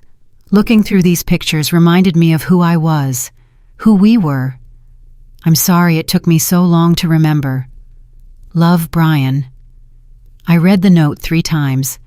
Then I closed the album and cried. Not sad tears, not angry tears. Something else. Something that felt like the first crack in a wall I'd built around my heart. The next day my phone rang. Brian's number.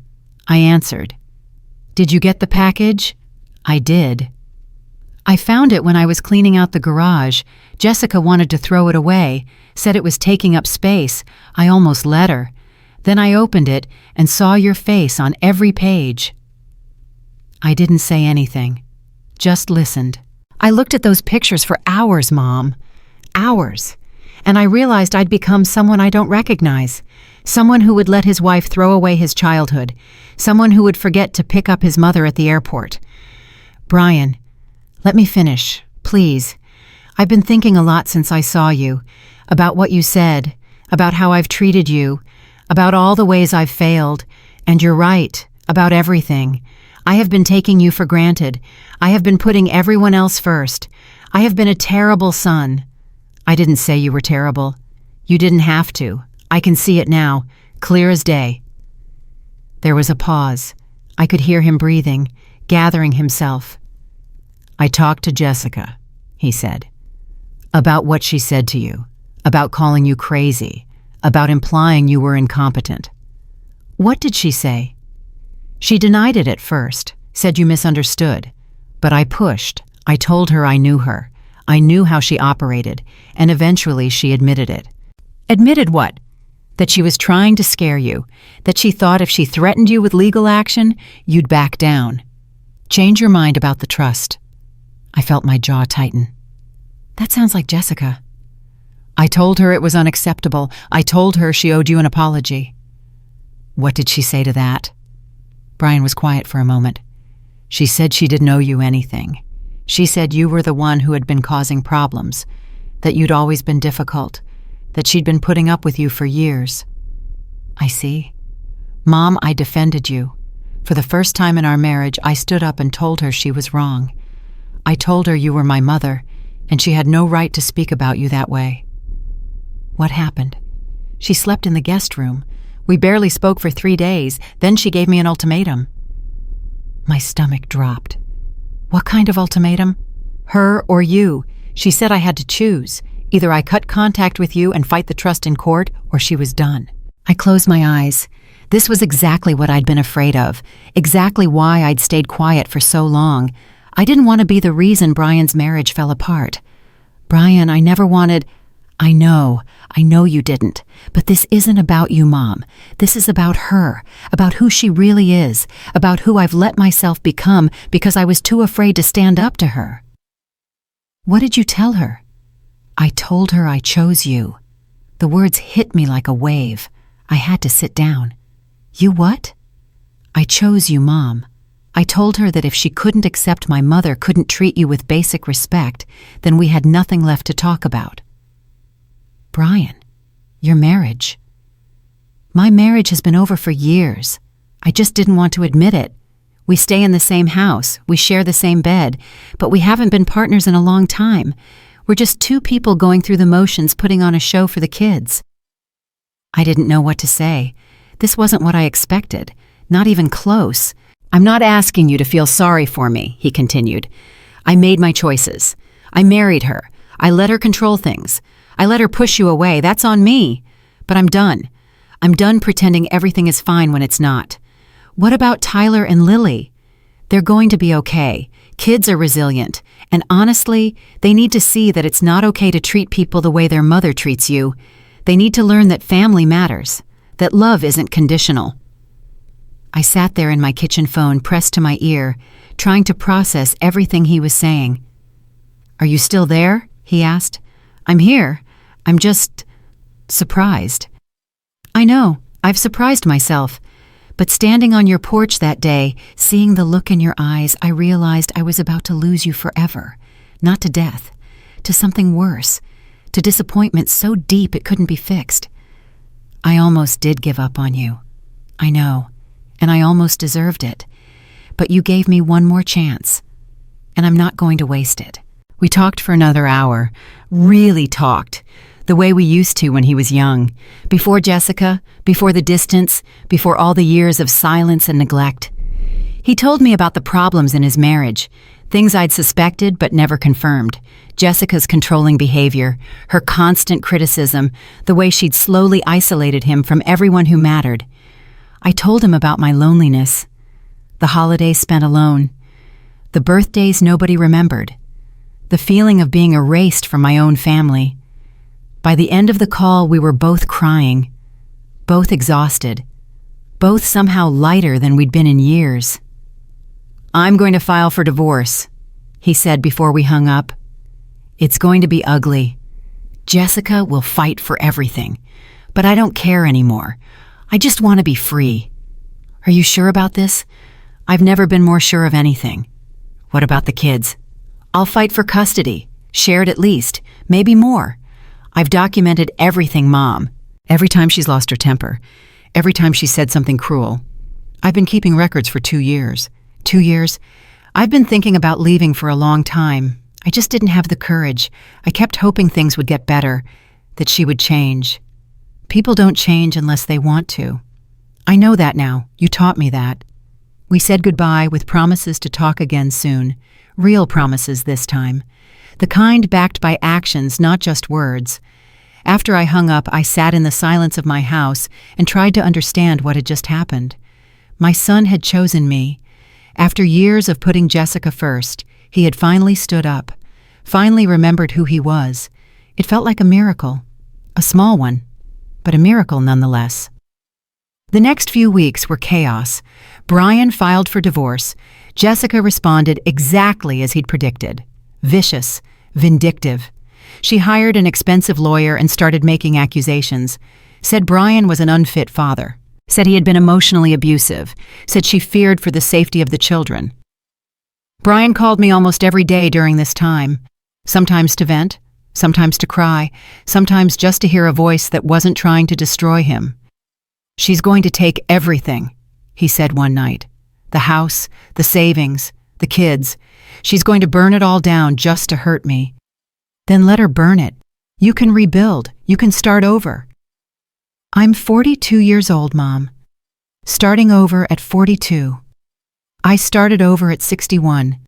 When your father died and I was suddenly alone in a house full of memories, I started over and I survived. You will too. I don't know if I'm that strong. You are. You're my son. You have more strength than you know. He was quiet for a moment.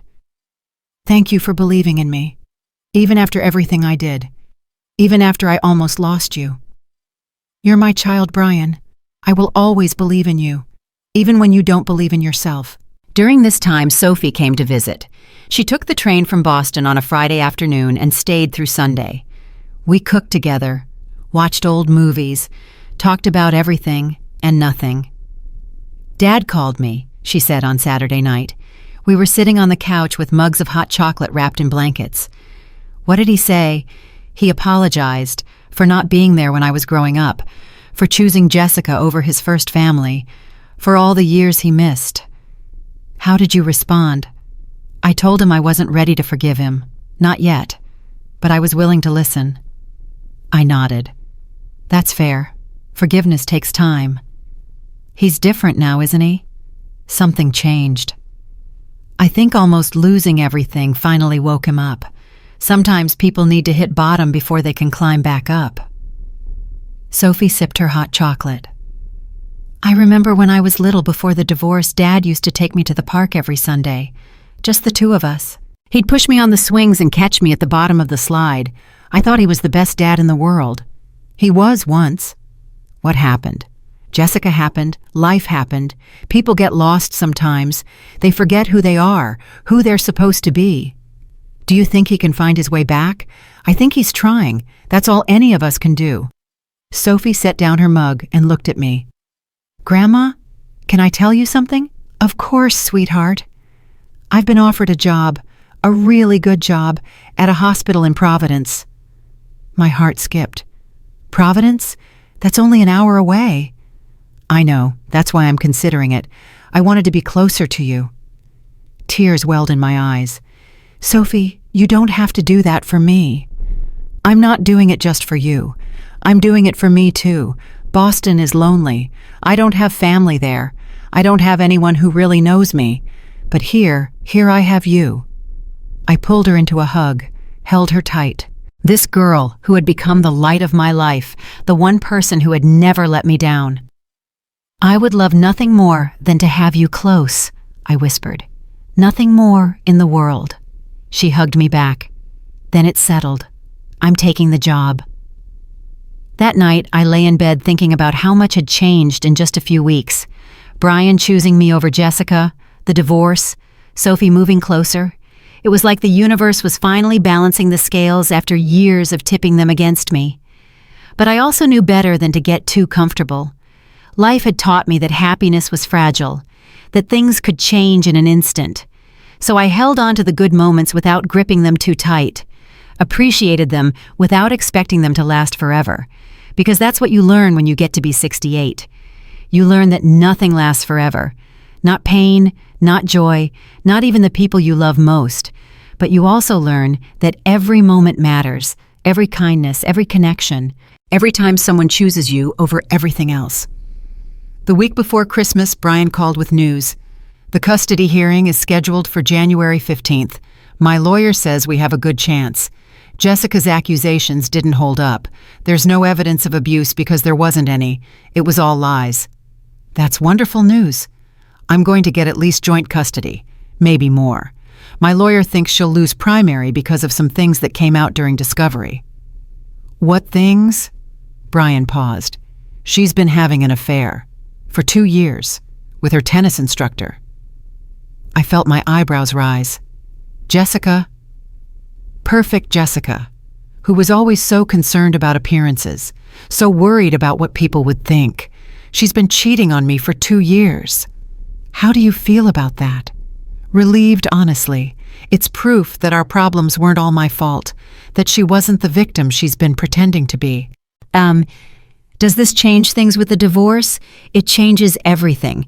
Her credibility is shot. The judge isn't going to believe her accusations when she's been lying about something this big. I'm sorry you had to find out this way. Don't be. I needed to know the truth, even if it hurts. Christmas that year was different. For the first time in years, I wasn't alone. Sophie came down from Boston. We decorated my little house together, put up a tree that was probably too big for the living room, baked cookies that were probably too sweet for anyone's good. On Christmas Eve, my phone rang, a video call from Brian. His face appeared on the screen. Behind him I could see a hotel room, plain walls, generic furniture. Merry Christmas, Mom. Merry Christmas, honey. Where are you? A hotel near the house. Jessica has the kids tonight. I get them tomorrow morning.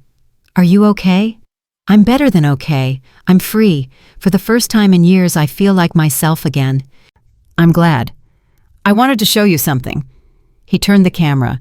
Behind him on the bed were 2 wrapped presents. These are for Tyler and Lily, from their grandmother. My throat tightened. You got them gifts from me. No, I'm going to give them gifts with a card that says they're from you, and then I'm going to tell them about their grandmother. The real you, not the version Jessica invented. Brian, I don't know what to say. Say you'll come visit, after the custody hearing, after things settle down. Come to Seattle and meet your grandchildren. Really meet them. I looked at Sophie, who was listening from across the room. She smiled and nodded. I'd like that, I said. I'd like that very much.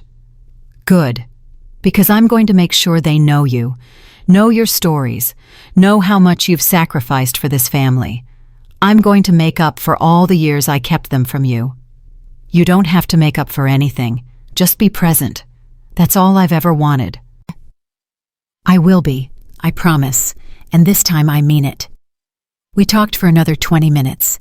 He showed me pictures of the kids, told me about Tyler's obsession with dinosaurs and Lily's new interest in painting. Small things, normal things, the things grandmothers are supposed to know about their grandchildren. When we hung up, I was crying. Again. But these were different tears, hopeful tears, the kind that come when you finally see light at the end of a very long tunnel. That was beautiful, Sophie said, sitting down beside me. It was. I almost can't believe it's real. It's real, Grandma. Dad is finally becoming the person he was supposed to be. Do you think it will last? Sophie thought about it. I don't know. People slip. People fall back into old patterns. But I think he's different now. I think losing you scared him straight. I hope so. I really hope so. Whatever happens, you have me.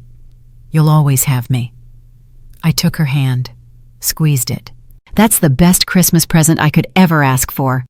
We spent Christmas Day together, just the two of us. We cooked a small turkey and made too many side dishes and ate pie straight from the tin while watching old black and white movies.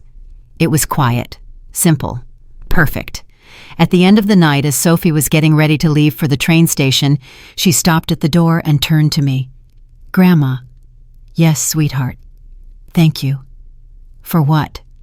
For teaching me what strength looks like, for showing me that it's never too late to demand better, for being the kind of woman I want to become. I pulled her into one last hug. You already are that woman, I whispered. You have been all along. She left. The house went quiet. I stood in my living room surrounded by Christmas lights and wrapping paper and the remnants of the best holiday I'd had in years. And I realized something. All those years of giving, all those years of sacrifice, all those years of feeling invisible and taken for granted, they had led me here, to this moment, this peace, this family I had thought was lost, but had somehow found its way back. Not the family I expected, not the family I'd imagined, but family nonetheless. And that I realized was worth every tear, every disappointment, every moment I'd spent wondering if I mattered. Because I did matter. I had always mattered. I just needed to find the people who could see it. And finally, after 68 years, I had. January came with ice and snow and the kind of cold that seeps into your bones. But inside my little house in Rhode Island, everything felt warm, warmer than it had in years. The custody hearing was scheduled for the 15th. Brian called me the night before, his voice tight with nerves. "What if I lose them, Mom? What if the judge believes her lies?" "The judge won't believe her. The truth is on your side." "But she's so convincing. You know how she is. She can make anyone believe anything." "Not anymore. She's been exposed, Brian. The affair, the manipulation, all of it. The judge will see through her." He was quiet for a moment. "Will you pray for me? I know you're not religious, but..." "I'll pray. I'll do whatever you need." "Thank you, Mom, for everything, for not giving up on me, for giving me another chance." That's what mothers do, even when it hurts, even when we want to walk away. "I don't deserve you." "Maybe not, but you have me anyway." He laughed, a small tired laugh, but a real one. "I'll call you tomorrow, as soon as I know anything. I'll be waiting." I didn't sleep that night. Just lay in bed staring at the ceiling, thinking about Brian in that courtroom, thinking about Tyler and Lily, too young to understand why their parents couldn't live together anymore, thinking about all the ways families break and sometimes, if you're lucky, come back together. The call came at 3:47 p.m. the next day. "Mom," Brian's voice was shaking. "I got them. I got primary custody." I sat down hard on the kitchen chair. "What? Primary custody. Tyler and Lily are going to live with me. Jessica gets weekends and alternating holidays. The judge saw right through her." "Oh, Brian. Oh, honey." She tried everything. Cried on the stand, made accusations, brought up things from years ago that had nothing to do with anything. But my lawyer had documentation, proof, and her affair destroyed her credibility. How did the kids react? They don't know yet. We have to tell them together, tomorrow, as a family. That's going to be hard. I know, but it's the right thing. They need to hear it from both of us. They need to know this isn't their fault. They're lucky to have a father who thinks that way. I learned it from you, Mom. Everything I know about being a good parent, I learned from watching you. I felt tears coming, pushed them back. When can I see them? When can I finally meet my grandchildren? Soon. I want to get them settled first. Let them adjust to the new normal. But as soon as things calm down, I'm bringing them to Rhode Island. I want them to know their grandmother. I want that too, more than anything. I know you do, and I'm sorry it took so long. I'm sorry for all the years we lost. We can't get those years back, but we have now. We have tomorrow. Yes, we do. After we hung up, I sat in my quiet kitchen and let the tears come.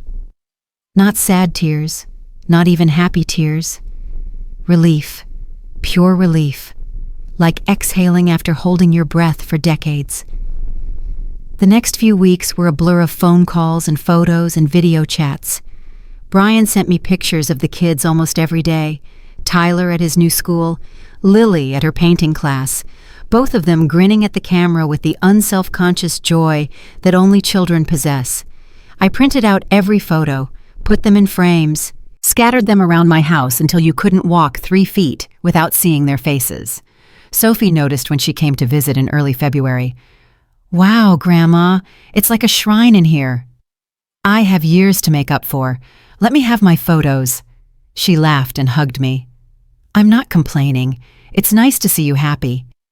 I am happy. For the first time in years, I actually believe things are going to be okay. They are. You've earned this. I didn't earn anything. I just finally stopped accepting less than I deserved. Sophie sat down across from me at the kitchen table, the same table where so much had happened over the past few months. Can I ask you something? Of course. Do you regret it? Any of it? The confrontation with Dad, changing your will, all the drama. I thought about it, really thought. No, I regret that it was necessary. I regret that things had to get so bad before they could get better. But I don't regret standing up for myself. I don't regret demanding more. What about Jessica? Do you feel bad about what happened to her? Honestly, no. She made her choices. She treated people badly. She lied and manipulated and tried to destroy her own husband. Whatever she's going through now, she brought it on herself. That's not very grandmotherly of you. I smiled. I'm 68 years old. I've earned the right to be petty sometimes. Sophie laughed again, that bright, clear laugh that always made everything feel lighter. I love you, Grandma. I love you too, sweetheart, more than you'll ever know. March came with the first hints of spring. The snow melted, the days got longer. And finally, the day arrived that I'd been waiting for. Brian called on a Tuesday evening. We're coming, this weekend. Me, Tyler, and Lily. We're flying in Friday night. My heart stopped. This weekend? I know it's short notice, but I couldn't wait anymore. The kids keep asking about you. They've seen your photos. They've heard my stories. They want to meet their grandmother. I need to prepare. I need to clean the house. I need to buy food. Mom, slow down. They're not coming to inspect your house. They're coming to meet you. But I want everything to be perfect. It will be perfect because you're there. That's all that matters. I spent the next 3 days in a frenzy of cleaning and cooking and preparing. I made Tyler's favorite cookies. Chocolate chip. Brian had told me. I bought art supplies for Lily, paints and brushes, and a small canvas. I changed the sheets in the guest room 3 times because none of them felt right. I rearranged the furniture in the living room to make it more welcoming. I even bought new towels for the bathroom, soft blue ones that matched nothing, but somehow felt appropriate. Sophie came over on Thursday to help. Grandma, you need to calm down. I can't calm down. My grandchildren are coming. I haven't seen them in person in over 2 years. What if they don't like me? What if they think I'm boring? What if... They're going to love you, just like everyone loves you. Stop worrying. Easy for you to say. You're not the one who was erased from their lives. Sophie stopped what she was doing and turned to face me. That's not true. You were never erased. You were kept away. There's a difference. And now you're being brought back. They want to know you. Let them. I took a deep breath. Let it out slowly. You're right. I'm being ridiculous. You're being a grandmother. It's allowed. Friday came, the longest day of my life. I paced around the house checking things that didn't need checking. I changed my outfit 4 times. I reread the notes I'd made about what to say and what to ask and what to avoid. At 6:30 p.m., a car pulled into my driveway. I stood at the window and watched as the doors opened. Brian got out first. He looked different, lighter, like the weight he'd been carrying had finally lifted. Then Tyler emerged from the back seat, 11 years old now, tall for his age, wearing glasses and a dinosaur t-shirt. He looked around at the house, at the street, at everything with that curious intensity children have. And then Lily, 9 years old, dark hair in braids, paint-stained jeans, a purple backpack clutched to her chest like a shield. My grandchildren, in my driveway, after all these years. I walked to the door. My legs felt like jelly. My hands were shaking, but I opened it anyway. Brian saw me first. He smiled. That same smile from the photo album. The smile of the boy I raised before life got complicated. Mom? Brian? He walked up the porch steps and hugged me. A real hug. The kind I hadn't felt from him in years. Thank you for doing this, he whispered. Thank you for bringing them. He stepped aside, and there they were, Tyler and Lily, standing at the bottom of the steps, looking up at me with a mixture of curiosity and nervousness. Kids, Brian said, this is your grandmother, Grandma Maggie. I walked down the steps, slowly, carefully, trying not to overwhelm them. "Hello, Tyler. Hello, Lily." Tyler pushed his glasses up his nose. "Hi. Dad says you were a teacher." "I was, for 34 years, 3rd grade. That's the same grade I'm in." "I know, your dad told me." Lily was still clutching her backpack, still watching me with those careful eyes. "Hi, Lily. I hear you like to paint." She nodded, didn't speak. "I have some art supplies inside, if you'd like to use them. No pressure." She looked at Brian. He nodded. She looked back at me. "What kind of supplies?" "Brushes, paints, a small canvas. I wasn't sure what you liked, so I got a little of everything." Something shifted in her face, a tiny spark of interest. "Can I see?" "Of course, come inside, both of you." I led them into the house, watched their eyes move over the photos on the walls, the cookies on the counter, the carefully arranged living room. "Is that me?" Tyler asked, pointing at a framed photo near the door. Him as a toddler, sitting in a pile of leaves, laughing at the camera. "Yes, that's you. You were 2 years old." "I don't remember that." "You wouldn't. You were too young. But I remember. I took that picture." He stared at it for a long moment, then looked at me with something new in his eyes. "Dad said you used to visit us, before." "I did, when you were very little." "Why did you stop?" I glanced at Brian. He nodded. "Go ahead."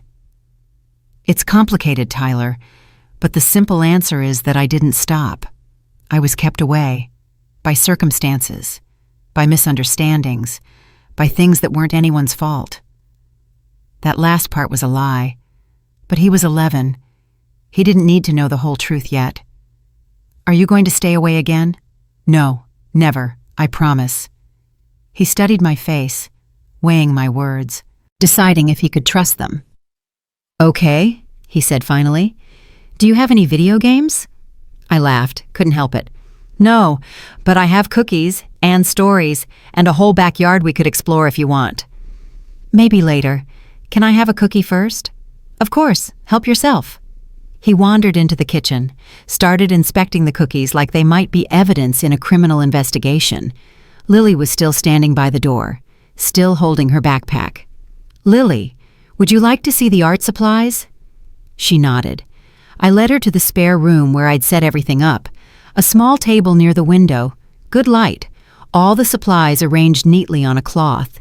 She walked over, set down her backpack, picked up a brush, ran her fingers over the bristles. "These are nice," she said quietly. Her first full sentence to me. "Thank you." I asked the lady at the store which ones were best for a young artist. "I'm not that young. I'm 9. "You're right. I'm sorry. For a talented artist." She looked at me, a tiny smile at the corner of her lips. "That's better. Would you like to paint something right now?" She considered, looked at the canvas, the paints, the window with its view of my sad little garden. "Maybe. What should I paint?" "Whatever you want, whatever you see, whatever you feel." She thought about it, then picked up the canvas and a few tubes of paint. "I'll paint something for you. A thank you for the supplies." "You don't have to." "I want to." She sat down at the table and started working, focused, intent, the way only artists can be when they're creating. I backed out of the room quietly, left her to her work. In the kitchen, Tyler had eaten 4 cookies and was asking Brian about the backyard. "Is there anything to do out there like nature stuff?" "There's a garden," Brian said, "and some trees. You could explore." "Can I, Grandma?" The word hit me like a lightning bolt. Grandma. He'd called me Grandma. "Of course you can. Just stay where I can see you from the window." He grabbed another cookie and ran outside. Brian and I watched him go. "He's a good kid," Brian said. "They both are." Jessica was wrong about so many things, but especially about you, about keeping them from you. It doesn't matter now. They're here. That's what matters. It does matter. I need you to know that I understand what she did, what I let her do. And I'm sorry. I know you are. Are we okay? Really okay? I thought about everything. The airport, the photo, the confrontation, the lawyers, the divorce, all the pain and anger and disappointment. And then I thought about this moment. My grandchildren in my house, my son standing beside me, the second chance I never thought I'd get. We're okay, I said. We're getting there. He hugged me again, longer this time. I love you, Mom. I love you too, Brian. I always have, even when I was angry, even when I wanted to give up. I know.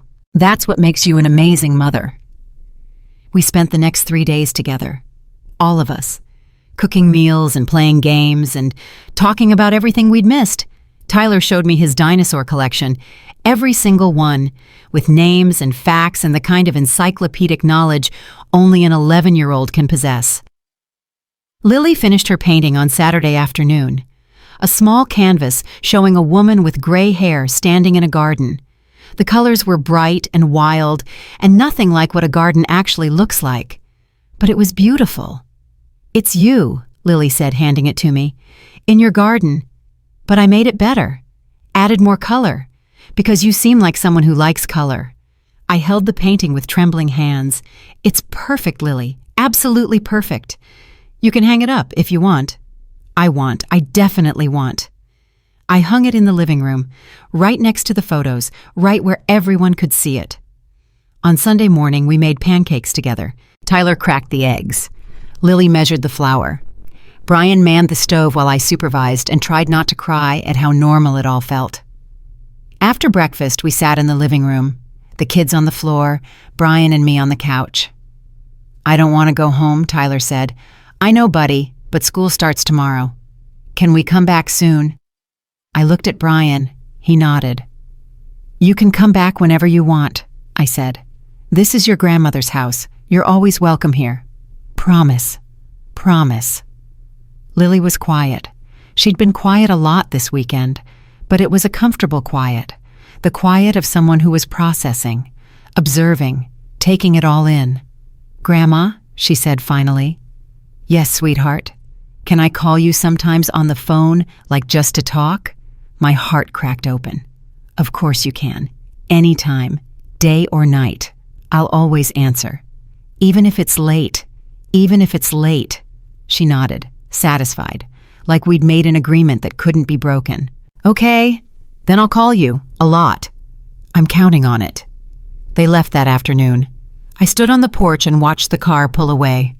Tyler waved from the back window. Lily pressed her hand against the glass.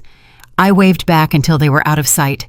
Then I went inside, sat down in my quiet house, looked at Lily's painting on the wall, at all the photos of my grandchildren, at the evidence of a family that had almost slipped away and somehow found its way back. My phone buzzed, a text from Sophie. How did it go? I typed back. Better than I ever imagined. I'm so happy for you, Grandma. You deserve this. We all deserve this. All of us. I put down the phone, made myself a cup of tea, sat at the kitchen table where everything had changed.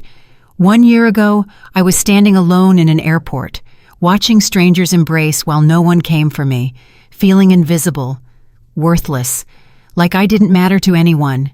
Now look at me. A granddaughter who moved to Providence to be near me, a son who fought for custody of his children and won, 2 grandchildren who called me Grandma and wanted to visit again. A life that had somehow against all odds come back together. I thought about all the women out there who felt like I had felt. Invisible, forgotten, taken for granted by the people who were supposed to love them most. I wanted to tell them something important. You are not spare. You are not extra. You are not a side dish at someone else's table. You deserve a seat at your own table. You deserve people who show up for you. You deserve to be more than an afterthought. And if the people in your life can't give you that, then find new people. Build a new table. Set your own seat. It's never too late. It's never too late to demand better, to walk away from pain, to start over. I know because I did it, at 68 years old. After decades of giving and getting nothing back, I did it. And so can you. The sun was setting outside my window, golden light streaming through the glass, landing on Lily's painting, making the colors glow. I looked at it for a long time. The woman in the garden, the wild, bright colors that didn't match reality, but somehow felt more true than anything realistic could be. That woman was me, not as I was, but as I could be, as I finally let myself become.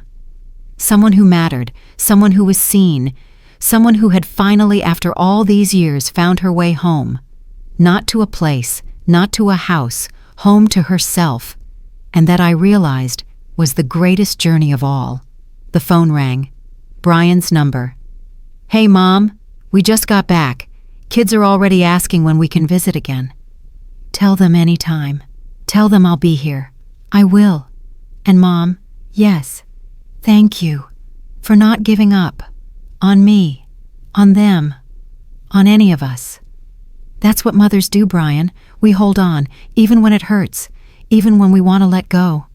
I'm glad you held on." "So am I, honey. So am I." We said goodbye. I set down the phone. Outside, the last light was fading. The first stars were appearing.